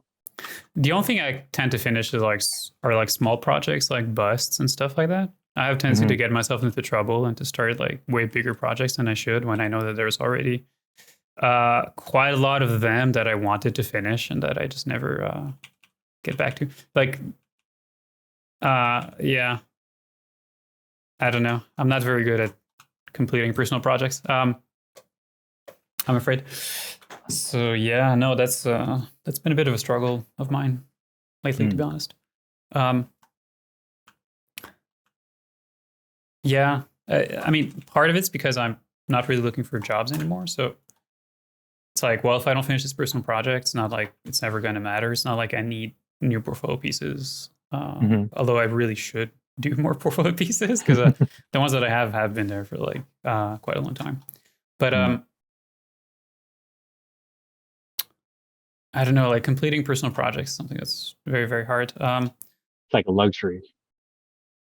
I mean, it kind of is. Like, I think it's easier when you're hungry. You know, when you're in a Yeah, position yeah. like you got a job, you're a senior, you're pretty high up in the field. So for you, it doesn't really matter that much. Like, either probably like when you're really hungry for it, you're like, I really need a job. You know, that's when Mentality is different. yeah, like you get the push to do it. You know, like you get the push to like complete your personal projects. Hmm. Um, no, I'll be honest. That's been a pretty big struggle of mine, completing Mm. personal projects Yeah. lately. Starting to I'm trying to think of something smart to tell you here, but not No, much no. come to I mind. mean, that's totally understandable. What when in your sort of career did you feel like um you finally made it as far as like, when you were sort of like, what was that sort of moment in what studio, what project? You were like, oh wow, this is what I've worked towards and I finally made it. Well, it's pretty much when I got my first job. So I graduated from school and I went straight into work on Deus Ex at IDOS Montreal, which Okay. like had been my goal. You know, like Hmm. when I was in school, um, IDOS here in Montreal was like a brand new studio that was starting off, and they're gonna work on like Deus Ex with like cyberpunk shit and hard surface stuff, and I'm like, I want to work on that. Yeah. And I just worked my ass off when I was at school. I did like the best. Like I won like a prize because I was like the best one of my class. All of that, you know. Nice. And then like there's a lot of luck involved in me getting where I was Hmm. at the moment when I did. Um, because right when I was graduating from school, IDOS Montreal were actually looking for a junior. Oh wow. And I guess the team there was like, hey, like, why don't we go and see what kind of talent is in Montreal schools, you know? So they winded up Wow. at my school, and they're like, let's just um, interview like pretty much everyone here who does character art. Wow. So I just showed up with the best portfolio, and I had like a character that was like really, really detailed, you know, and Hmm. they're like, yeah, like we want you on the team. And I'm like, great, that's exactly what I want. Yeah, that's exactly the job that I wanted there. So Wow. I got really lucky to be at the right place at the right time, to be hired right off, like right outside of school on a AAA project. Yeah. That was essentially the project that I wanted to be on, you know? So like I kind of made it at that moment. I'm like, that's it. Like this is exactly what I wanted to do. And I've reached that goal. So like kind of Hmm. stayed there for like 10 years and didn't really Wow. like worry too much about like trying to kind of get hired somewhere else. You know, I'm like, this is exactly where I want to be, and I'm working exactly on the project that I want to be working on right now. So, um, Nice. yeah, no, so that's kind of it, you know. But then after like 10 years, I was like, yeah, I'm kind of tired of IDOS Montreal. I kind of want to do something else. And at that point too, like I had been working on Deus Ex for 10 years, um, Wow. and at that point, the studio decided like, yeah, let's actually do some Marvel projects instead because Deus Ex wasn't selling all that great. Hmm. So then uh, started working on a Marvel project there, Hmm. and I'm like, well, that's fun, but that's not why I'm here. You know, like the reason why I stayed there for like 10 years was to work on Deus Ex. You know, I don't mind Marvel stuff, but if I'm gonna switch to a different IP, I may as well ask myself the bigger question, which is this really where I want to be? You know, I've been here for Mm, like 10 years. yeah. So I started to like look around and, well, they were hiring at Guerrilla Games on Hmm. Horizon Forbidden West. Yep. So I'm like, that sounds fun. Like I've always gotten jobs that I have applied for. Nice. I had applied for to work at Prime One too on like collectible statues. Did that for some time. Realized that the pay is shit and they don't really treat people all that well. So Damn. stayed there after like doing like a few statues. But I'm like, yeah, I'll go work somewhere else. I'll do something else. You know, like they really weren't paying all that well. They were often asking for changes that were not budgeted. Um, Oh wow. and yeah, it was just not all that great. Like, it's not like that whole company is bad or that, you know, it was just specifically, I guess, the person I was actually working with at that point. But I just didn't have that great of a relationship with Hmm. the one I was in contact with. So I Yeah. figured, yeah, you know what, I'll just go. Like, well, I mean, I didn't have to go somewhere because I was doing that on the side, right? Hmm. Um, while working at Guerrilla Games, while working at um, IDOS. So ultimately, I just decided, yeah, Oh, I don't actually need this, you know. you were working at three places at the same time? Well, I was working at Guerrilla Games and at Prime One.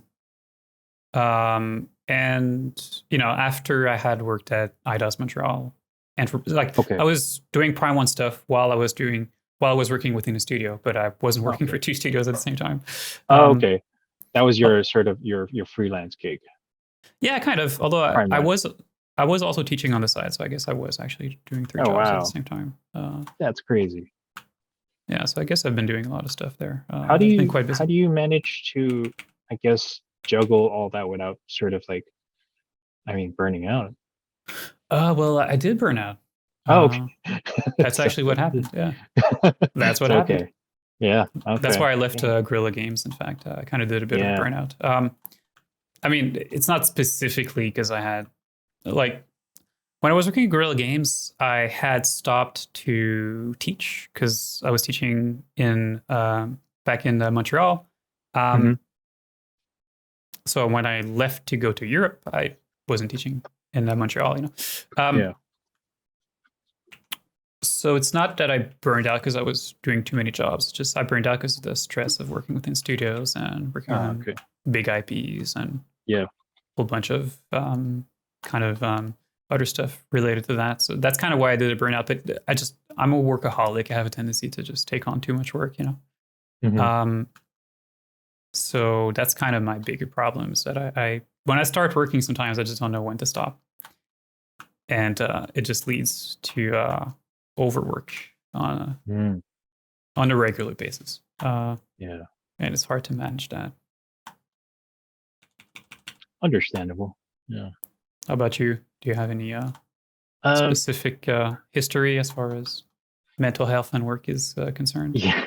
I think for me, I've sort of been um much more aware of, you know, taking care of my mental health, being able to sort of communicate back properly as far as my concerns, because you know, I think in my past I've allowed, you know, supervisors, leads to sort of kind of communicate in a way where I would say I realized I didn't have to sort of allow that to happen.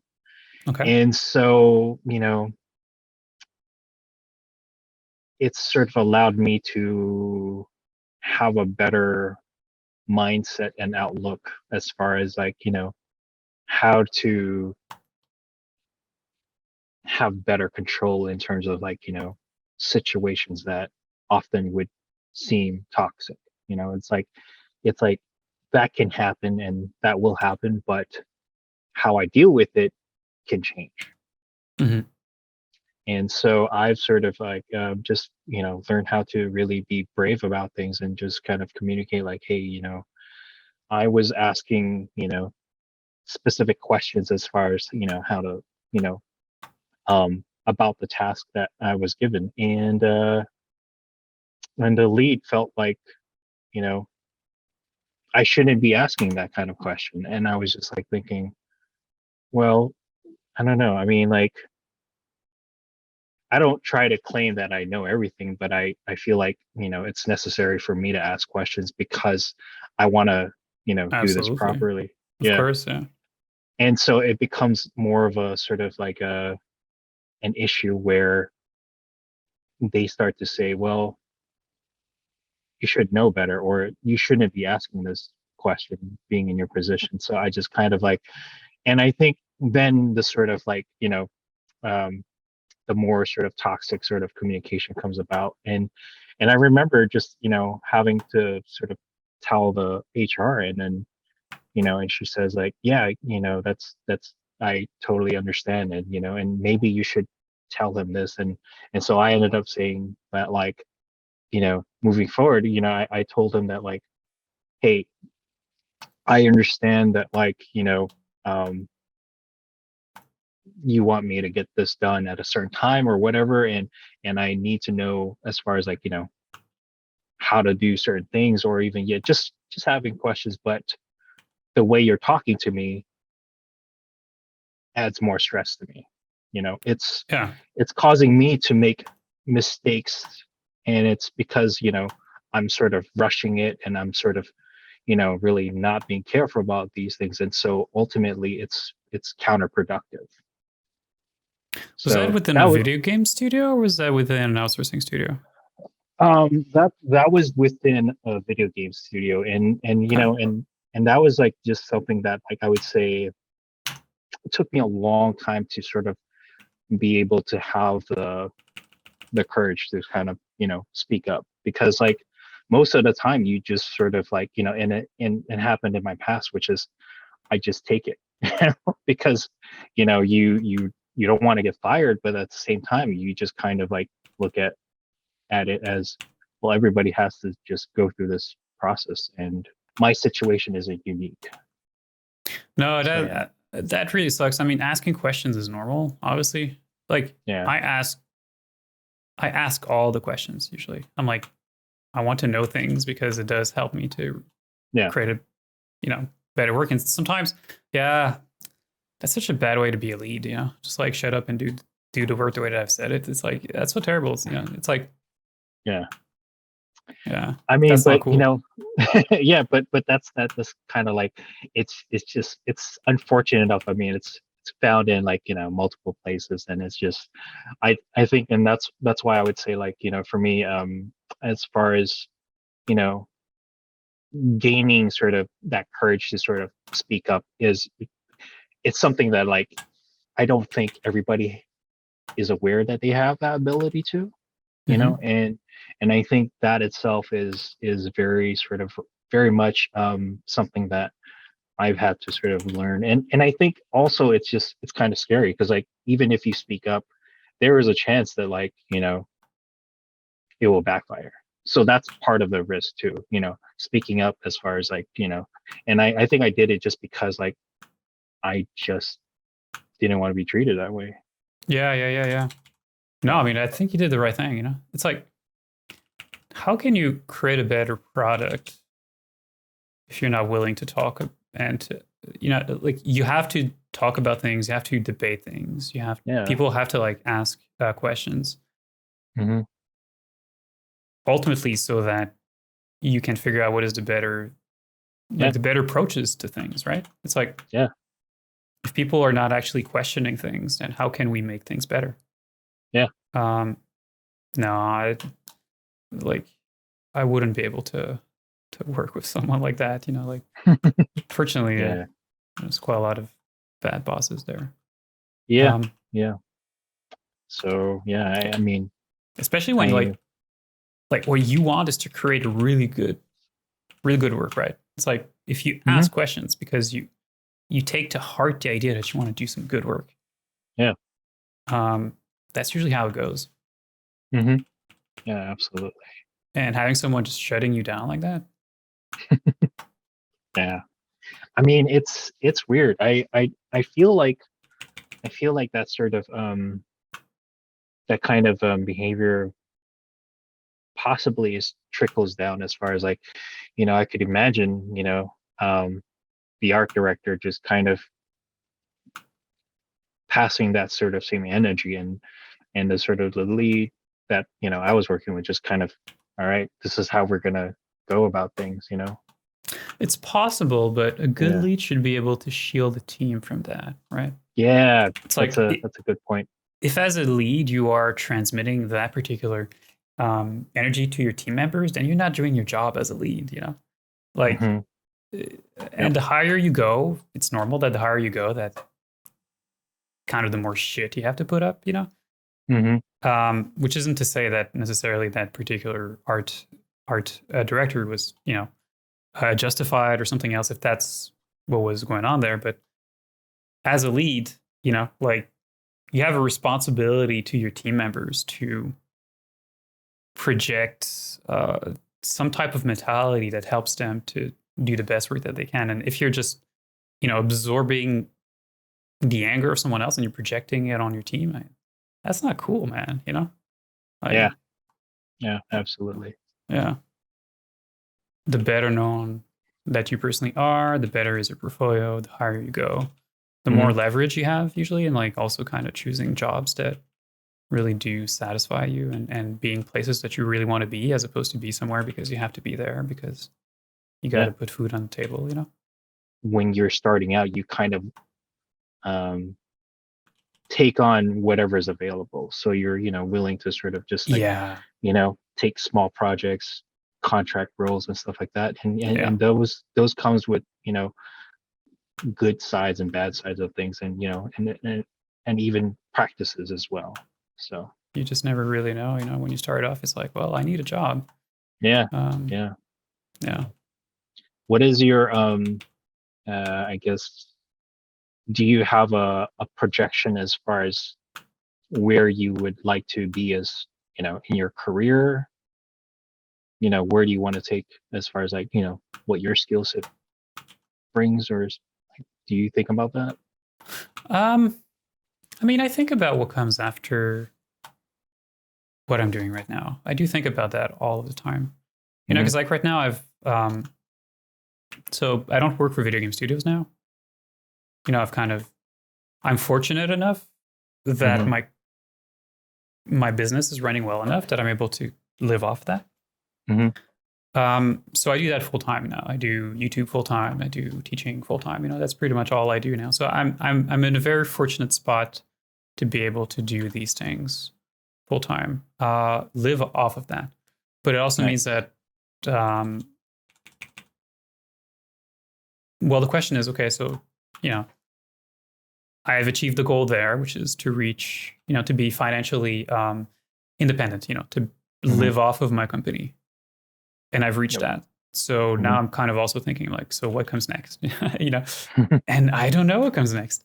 Like I keep putting goals in front of me, but like I keep reaching them in like a few years, and I'm like, and then I'm just not sure where I go from Mm. now. So I'm kind of there right now. I'm like, I'm kind of not sure what comes after Outgang, if anything comes Mm. after it. But right now, I'm happy to just like right now, I'm happy to just build the biggest YouTube channel I can. I guess like I think we've crossed 30,000 subscribers. Nice. Maybe like a week or two ago. Wow. And like Congrats. thanks. And the subscriber curve has been accelerating. Like it's been growing faster and faster. This almost gave me a hard time, by the way. I'm just okay. I'm just gonna go in here with a big clay brush. Um, yeah, no, it's keeps on getting bigger, and I guess what I would like, what I hope happens one day is that it is big enough. YouTube is big enough that I can live off of YouTube. If the YouTube channel gets big enough that I can live off of YouTube only, then I want to be doing only that. Nice. because it also means that I don't have to be behind a paywall. Um, I have one platform less to manage. You know, there's a lot of like advantages to it. Hmm. Um, so I guess that's kind of what comes next. You know, it's just like keep growing the YouTube channel. Try to see how far can I get with the YouTube channel. It's been growing pretty steadily. It's been going pretty well. A lot of people seem to say good things about the channel and stuff. So I mean, that's cool. Like I'm just going to Yeah. continue. Um, Nice. by the way, I don't know for you, but I'm starting to really feel the Ryan Gosling in here. Yeah. I Um, do feel I feel the brow and that those areas I have the biggest trouble with definitely does feel really nice right now. yeah, I yeah. like I like how the shape of where that shadow, that cast shadow from his nose bridge to towards his like Oh, this here. and that yeah from basically if you were to go on your profile view on the left screen, Oh, this you know one. the Yeah, left screen, yeah, yeah, that is looking really good. I can see that as like something that like I wasn't able to sort of get because I mean there's a lot of things that was wrong with it, but yeah, it yeah. definitely feels really nice. There's a lot That of nice angle. Yeah. yeah. There's a lot of little things that contribute to that, right? Hmm. I wonder where that reference is because we were actually looking at reference before that had that great lighting here, and that we Yeah. started to match. Um, well, I guess this one here, but the lighting isn't I as. think it's on the top, maybe. Did I put it on the top? I mean, that would have made No, sense. no, I don't No, know. Yeah. I mean, it's somewhere Uh, there. But I do like. I know this is still quite not there. This is actually still too slanted forward because I do remember that that line was nice and vertical. Um, You know, it's funny because like we've said a few things that we've never really completed. Like we were talking about the fact that the eyes are too high right now and they need to be brought down. Haven't done that mhm, yet. There's mhm, this line here; it needs to be straight, and there's actually quite a lot of little things. Like mhm. this is not there yet. You know, there's still quite a lot of things to go. Yeah. Uh, what I would say so far that I think makes it look good, if I can quote unquote say that, Mhm. if I can have the nerve to say Oh, that right about there. Or my own I work. see on the left, Oh, here right we go. there. That one. That's the one. Yeah, yeah. Nice. Nice, nice, nice, There you nice. go. Yeah, yeah, okay. Okay, so Yeah. oh yeah, okay. Okay, okay. I see what's going on. Okay, let's bring the brow forward here a little bit. Yeah. Um I mean, this is very soft here, so I don't want to like I think this line is Mhm. probably too sharp in fact. Yeah. Um oh yeah, and we were talking about the position of the eyes. Yeah, there's quite a lot of things left to go. Like this needs to stick out more. The frontal eminence is there. By the way, I kind of feel as if I was leaving the thought I was talking. We were speaking about YouTube. Oh yeah, yeah. You're growing your channel, and hopefully you can sort of do that full time and just Yeah, have it at one place, one yeah. platform. That's the Nice. dream. That's the dream. Nice. Yeah. I mean, that sounds. I wonder though, like as far as like you being a content creator, what kinds of things do you have to do in order to sort of like you know generate more? Like, do you have to be more creative or like think of things that are like like how do you research for that? You know, I To guess. grow a YouTube channel. Yeah. I mean, because like I wonder as far as like you know because you're essentially like in one sense you're making educational content, but then yet at another sense you have to kind of like wonder you have to keep it I guess interesting and entertaining. So like how do you sort of keep that in mind to maintain that growth so that way you can be at Yeah, that yeah. point where you have enough traffic? Do you try to sort of like um think about like maybe I don't know what are the common searches that people look for as far as like when they're trying these are to learn. Yeah.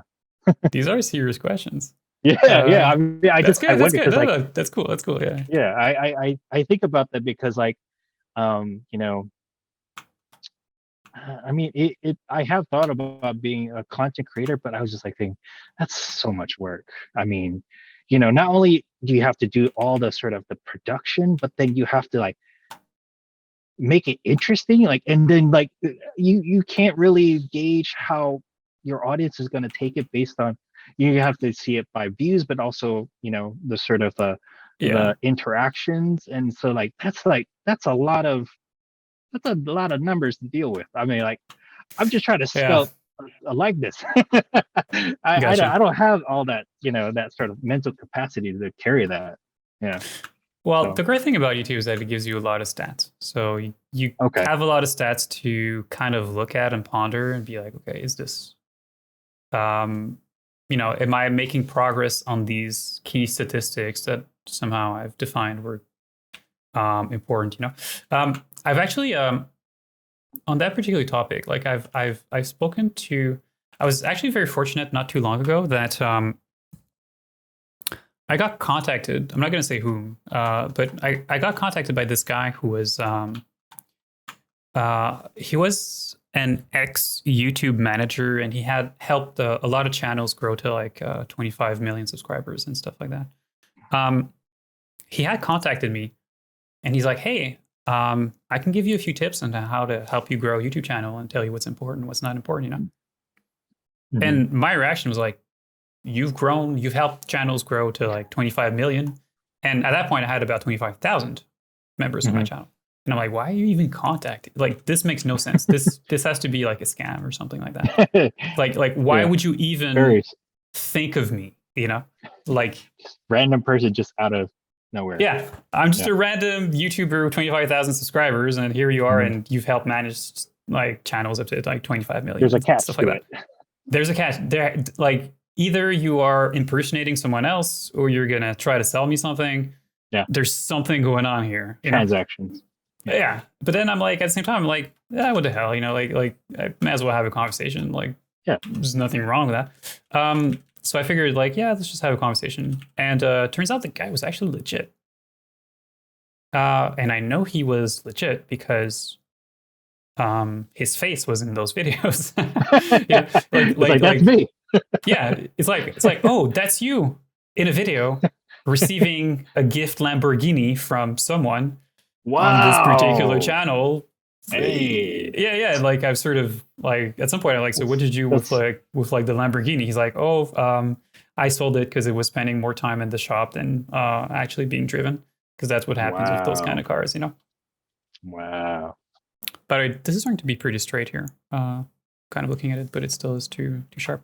Anyway, yeah. So I'm like, what did you do with the Lamborghini? He's like, oh, like I sold it. But anyways, so he was legit, and the reason why he deigned to talk to me, why he Hmm. even bothered, and why we came to have a conversation about YouTube and stuff like that, was because he was essentially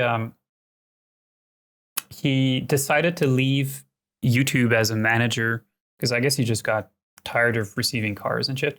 And he's like, I want to do VFX. So Whoa. he went from like what he was doing to like VFX stuff.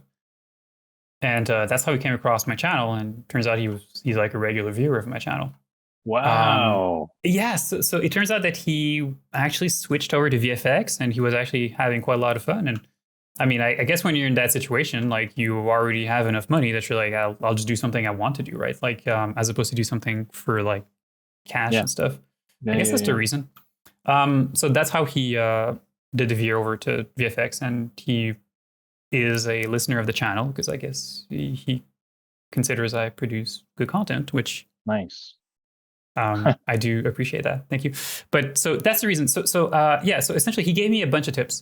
He's like, okay, so these are the important things. This is important. This, forget about it. In terms of statistics, like, one thing he actually told me was one thing that's very, very important is a retention graph. Like, when you do YouTube, all the videos that you do actually have a retention graph. Like, you can actually see whether people have watched a video, and at what point have people stopped to watch a video for whichever reason. So, like, when Mm. you watch a video and at some point you're like, oh, I'll just go watch something I'll get else. back to it. Yeah. Yeah, you go and you watch something else. Well, that is recorded Hmm. as in statistics as you having left YouTube to go watch something else or a different video. So essentially, you can see what is the percentage of people still watching a video at any given moment. And he told me like this is Mm, one of the most important graphs that you have because it helps you to see what grabs people's attention, what people rewind to watch again, and also if there are any dips. People are actually like if more people are leaving during a particular segment of a particular video, then it means that that moment is not engaging for some reason. wow. It doesn't actually tell you what to do to make it engaging. And Hmm. also, it doesn't tell you what about something that is engaging makes it engaging. Like, it does not give you that information. It only Yeah. says, okay, people have left or have rewatched this. Um, Yeah. you know, and but you can usually deduce from that quite a lot. Hmm. Um, Wow. kind of look for like what are the patterns across different Hmm. videos, and then you just hypothesize. Okay, like perhaps people like more seeing 3D stuff instead of seeing my face, which is actually quite the case. If you look at my retention graphs for my videos, that's actually true. I kind of hate to say it, but like most people leave when I'm the one talking on like camera, but they stay when I show 3D stuff. Like Oh, that's yeah. No, I mean that's fine. I don't take it personally. It's a 3D channel. People are here to see yeah. 3D, and well, I'm a pretty weird person, so I don't take it personally. In fact, I kind of like the fact that I'm weird as fuck. But I, like so you get all those stats essentially. Yeah. I was gonna also add, like, I mean, like, that's also another thing that I've also wondered is that, like, I mean, do you feel like, I mean, because you're putting yourself out there, and like sometimes I feel like, damn, that's like you know, that's a lot, because like, I don't know how, like, isn't that kind of like the loss of your own privacy in a way? Yes. Yeah. I mean, So you kind of yeah. always make the choice to share or not something, right? Like Hmm. it's Yeah. not like um, everything about your life is always online. It's like you make the choice of making something online or not.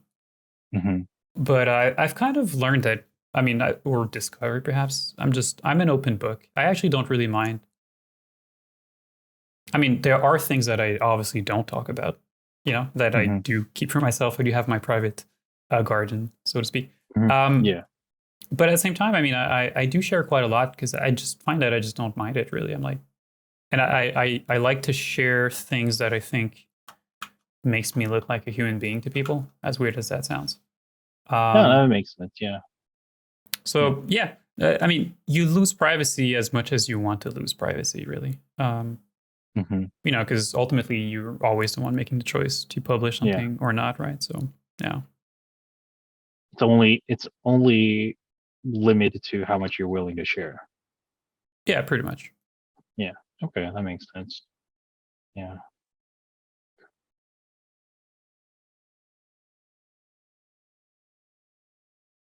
Yeah, so I don't think too much about it. I mean, truth be Hmm. told, I when I started doing YouTube, it was never with the intention of being a YouTuber. Hmm. It's not actually why I started the channel. I started a channel because I started a business, and I'm like, I need a channel to promote my business. Hmm. Um, and so, like, if you look at my very early videos, it's all about like what I would do back then was that I would actually take a class that went on my website or that I had Hmm. produced for my website, and I would actually take a snippet out of that and I would put it on YouTube, and I would tell people if you want to see the full class, go to the website. Hmm. Um, so in a nutshell, that's kind of how I started all my videos at the beginning. Or rather, that's how the channel started. It was a promotional vehicle for my business, Hmm. and then eventually, just the YouTube channel just grew and grew and grew and grew. Like it just kept on Yeah. growing. I'm like I had never imagined I'd have a channel of like 30,000 subscribers, and probably more in the future. I'd never really thought of that. I'm like, that's not Yeah. really like it was never in the plan to become a YouTuber per se. It just happened that somehow my content people kind of liked it. So Hmm. and it just kept on growing. And I just at some point I'm like, hey, this is actually kind of fun. Um, Yeah. so that's kind of what happened. So yeah, I'm not sure where I was actually talking about that, but Yeah, I was just mostly asking, as far as I think how it started was, I think I was asking, what is your projected sort of, um I guess, what do you see yourself doing, or what are your future sort of plans? And then you started talking about, like, just really growing this sort of, I guess, network, or even, yeah, this platform, and then just seeing where how far you'll go. Yeah, pretty much. Yeah. Yeah. Yeah. I don't have a big plan. I don't have a big long-term plan. I'm just Hmm. happy to just ride the wave right now of seeing wherever Yeah. this is going to take me, and that's it, you know. Hmm. So Cool. I guess Yeah. that's what brings us here. There's been Yeah. quite a lot of changes that I have done that we haven't really talked about. So at some point, we just started talking about just random stuff here. Perhaps a few things I can point to. Okay. Okay. I haven't really been worrying about anatomy per se, in the sense of, like when I personally started to learn anatomy, like I was like everyone else who learns that, which is I would be overly defining things. I'm like, Mm. I know there's a border there between a muscle, or there's a border there between like a fat pad or something. I would be like overly focused on like just trying to oh, I know why this is happening. You mean Like, like sort of cutting out the sort of area just to show like that particular anatomy part? yeah, like I would go with things with, let's say, a huge let's say that I take here, let me go back in sculpt mode here. Um let's say that there's a border, like we've been speaking about like the sternocleido Hmm. mastoid there. Yeah, I would be going on stuff and be like, okay, so there's the border there between the sternocleidomastoid, and I'd be like, I'd make all these sharp lines on like stuff. I'm like, Hmm. here's the border, but I wasn't actually worrying about shape. I was actually worrying about border of things, Hmm. Yeah. but not necessarily worrying about like, okay, like how is this actually shaped in like real life? Like what kind of shape does the sternocleidomastoid really Hmm. take in terms of like, like where are the bumps, where are the flat zones, these sorts of things. I wouldn't really worry about that in like the beginning. Hmm. Um, and that was like that for like a few years. And eventually I started to realize just how important lighting was, reading light. Like I would be looking at a reference like this, but I didn't really know how to interpret it as much as Yeah. just looking at, yet again, like where are the eyes, where's the mouth. Like you can kind of figure out easily like what is the proportion between facial features, because they're all very sharp. It's like the border Hmm. of the lips, it's very sharp. The corner of the eyes, it's very sharp. So it's easy to place these things. But I didn't really like appreciate well enough how to read light, like how to actually Yeah. sort of interpret how light was actually reacting with surface. And it took me a few extra years to really kind of just practicing and doing mistakes and stuff to start to appreciate the role of light, Yeah. um, and how to read light properly and stuff. And even then, there's still angles and stuff like that that I really struggle with. But in general, I think I'm a lot better now at reading light, and I find that reading light is ultimately a lot more important than trying to worry about anatomy. Like ultimately, what matters is the shapes that the lights are creating, Hmm. reading those properly, and then recreating those afterwards. So like I worry a lot less about, okay, like where is the border of the orbital fat? Where does it transition over from the orbital zone over to the SUF fat that is there, over to the malar fat that is there, and like all these things are there, and they all matter. I'm not saying that they don't matter, but like I try as much as possible just to put that aside and be like, okay, what can I see in terms of how the light reacts with the surface, and I'm going to sculpt that. Studying anatomy is actually, it's very important because it helps you to know where things are in relation to other things. It helps to complete the picture when you don't have complete information. But ultimately, anatomy really is secondary to shapes. Yep. And when you look at a surface, right, like we're kind of looking at the side here, and I'm kind of like thinking like, oh, okay, like there's probably more work to be like. In fact, this is like we have concavity here. There's no concavity here. We still have work to do here. This needs to be straight, and then we want to shape the light. Want to make sure that the highlight, if the light is coming from the back, it's kind of stopping here. That you're getting a bit of a harsh shadow here and stuff. We don't have that yet. There's still quite a lot of Hmm. work to be done on this particular likeness. It's Yeah. not there. Hmm.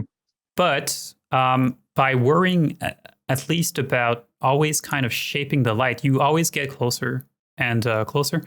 Um, and Hmm. ultimately, these things actually matter more than actually getting the underlying anatomy right. Because the thing about anatomy is that it's all structures that are all coming on top of each other. You know, Yeah. when you look at books and stuff, you can see that everything is kind of nicely laid out. You can see all of the muscles right next to each other, and like things seem to like make a lot of like are very organized in a very um, two-dimensional way. Like everything seems to be at the same height. Everything is very clearly defined. Hmm. And yet in reality, nothing is like that. Yep. Like Yeah. if you look at like actual dissections, like it's really hard sometimes to spot where something stops and another thing begins. And you realize too that like things, fat pads, muscles, they all cross on top of each other. And so there's all this kind of interplay of shape, like all of these underlying structures create these compound shapes on the surface that actually start to become very, very hard to tell apart. Yeah. Um, sometimes, So Hmm. studying anatomy is good, but ultimately, if you stop at only that, then you fall into a major pitfall because it's not actually helping you to understand what is the surface shape that all these different anatomical structures are actually creating. And Yeah. then Yeah. you add the skin on top of that, and the skin kind of flattens and Hmm. diffuses things, and so it becomes just like surface shapes don't like sometimes they're just very very detached from what is happening under the skin, so to speak, right? Anyway, point being, I've kind of realized that at some point, and I started sculpting more based on feel like that of how I would be perceiving the lights, as opposed to Hmm. try to just do whatever I was being I could spot as far as anatomy is concerned. And so I've been trying to do this here, um, and like that's kind of been my strategy here, and in the process, I've actually gotten rid of a lot of the sharp lines that you had placed on the surface. Like there was a sharp line here that was separating the orbital zone from. In fact, there's a name here that I actually forget for that particular line. Actually, it's called the tear trough. Now that I think about it, the line is kind of here and kind Hmm. of there. Like it's not there here. And truth be told, it would probably benefit from being added back, but in a very soft way, which you kind of have right now, depending on the, um, you can kind of see there's a bit of a trough here. Yeah. But it's very very subtle, right? So like there's ultimately this face right now has less details, and definitely would benefit from having more of those. Like we definitely would benefit from having a few of those little wrinkles in there and stuff. But ultimately, um, I think even though there's still work to do on the shapes, I think the shapes are closer, which I think is what ultimately gets the Hmm. likeness across a little bit more. Yeah. Absolutely. Um, so yeah, that's kind of what I've been trying to do here, and it's really hard to put this aside. I'm kind of looking at all the details. I'm like, no, I should work on this more. But I think that's probably a good place to stop. Yeah, Anyway, it you've been makes very sense. patient and very attentive, and I'm kind of surprised because if I was in your position, I'd be bored as fuck at this point. So, uh, No, no, it's really interesting to sort of be able to see this in a better sort of, you know, camera and also lighting. I mean, I can see the benefits now of lighting just because like you're just like, you try to recreate as well as you can, and then you just kind of rotate it, and the way it sort of hits the model, you know, if you match that sort of, that lighting and that sort of the same shadows it's casting, I mean, it ultimately will sort of make a big difference. And like, that's what I've been sort of seeing. And like even yet, like yeah, like everything else that you've covered in the beginning, it has been really, really helpful. So thank you for taking the time to sort of really go through this. And like, I mean, I've learned a lot. And yeah, I'm yeah, definitely like the more I see it now, like okay, now I know what I should definitely establish, and it just, yeah, it makes sense. yeah, cool. Yeah, thank you so much for inviting me to chat and to be able to see your workflow. And like it really, lots of things I can, learn from and take away, and definitely apply those. And yeah, your feedback and your revisions has been super helpful. So I appreciate that.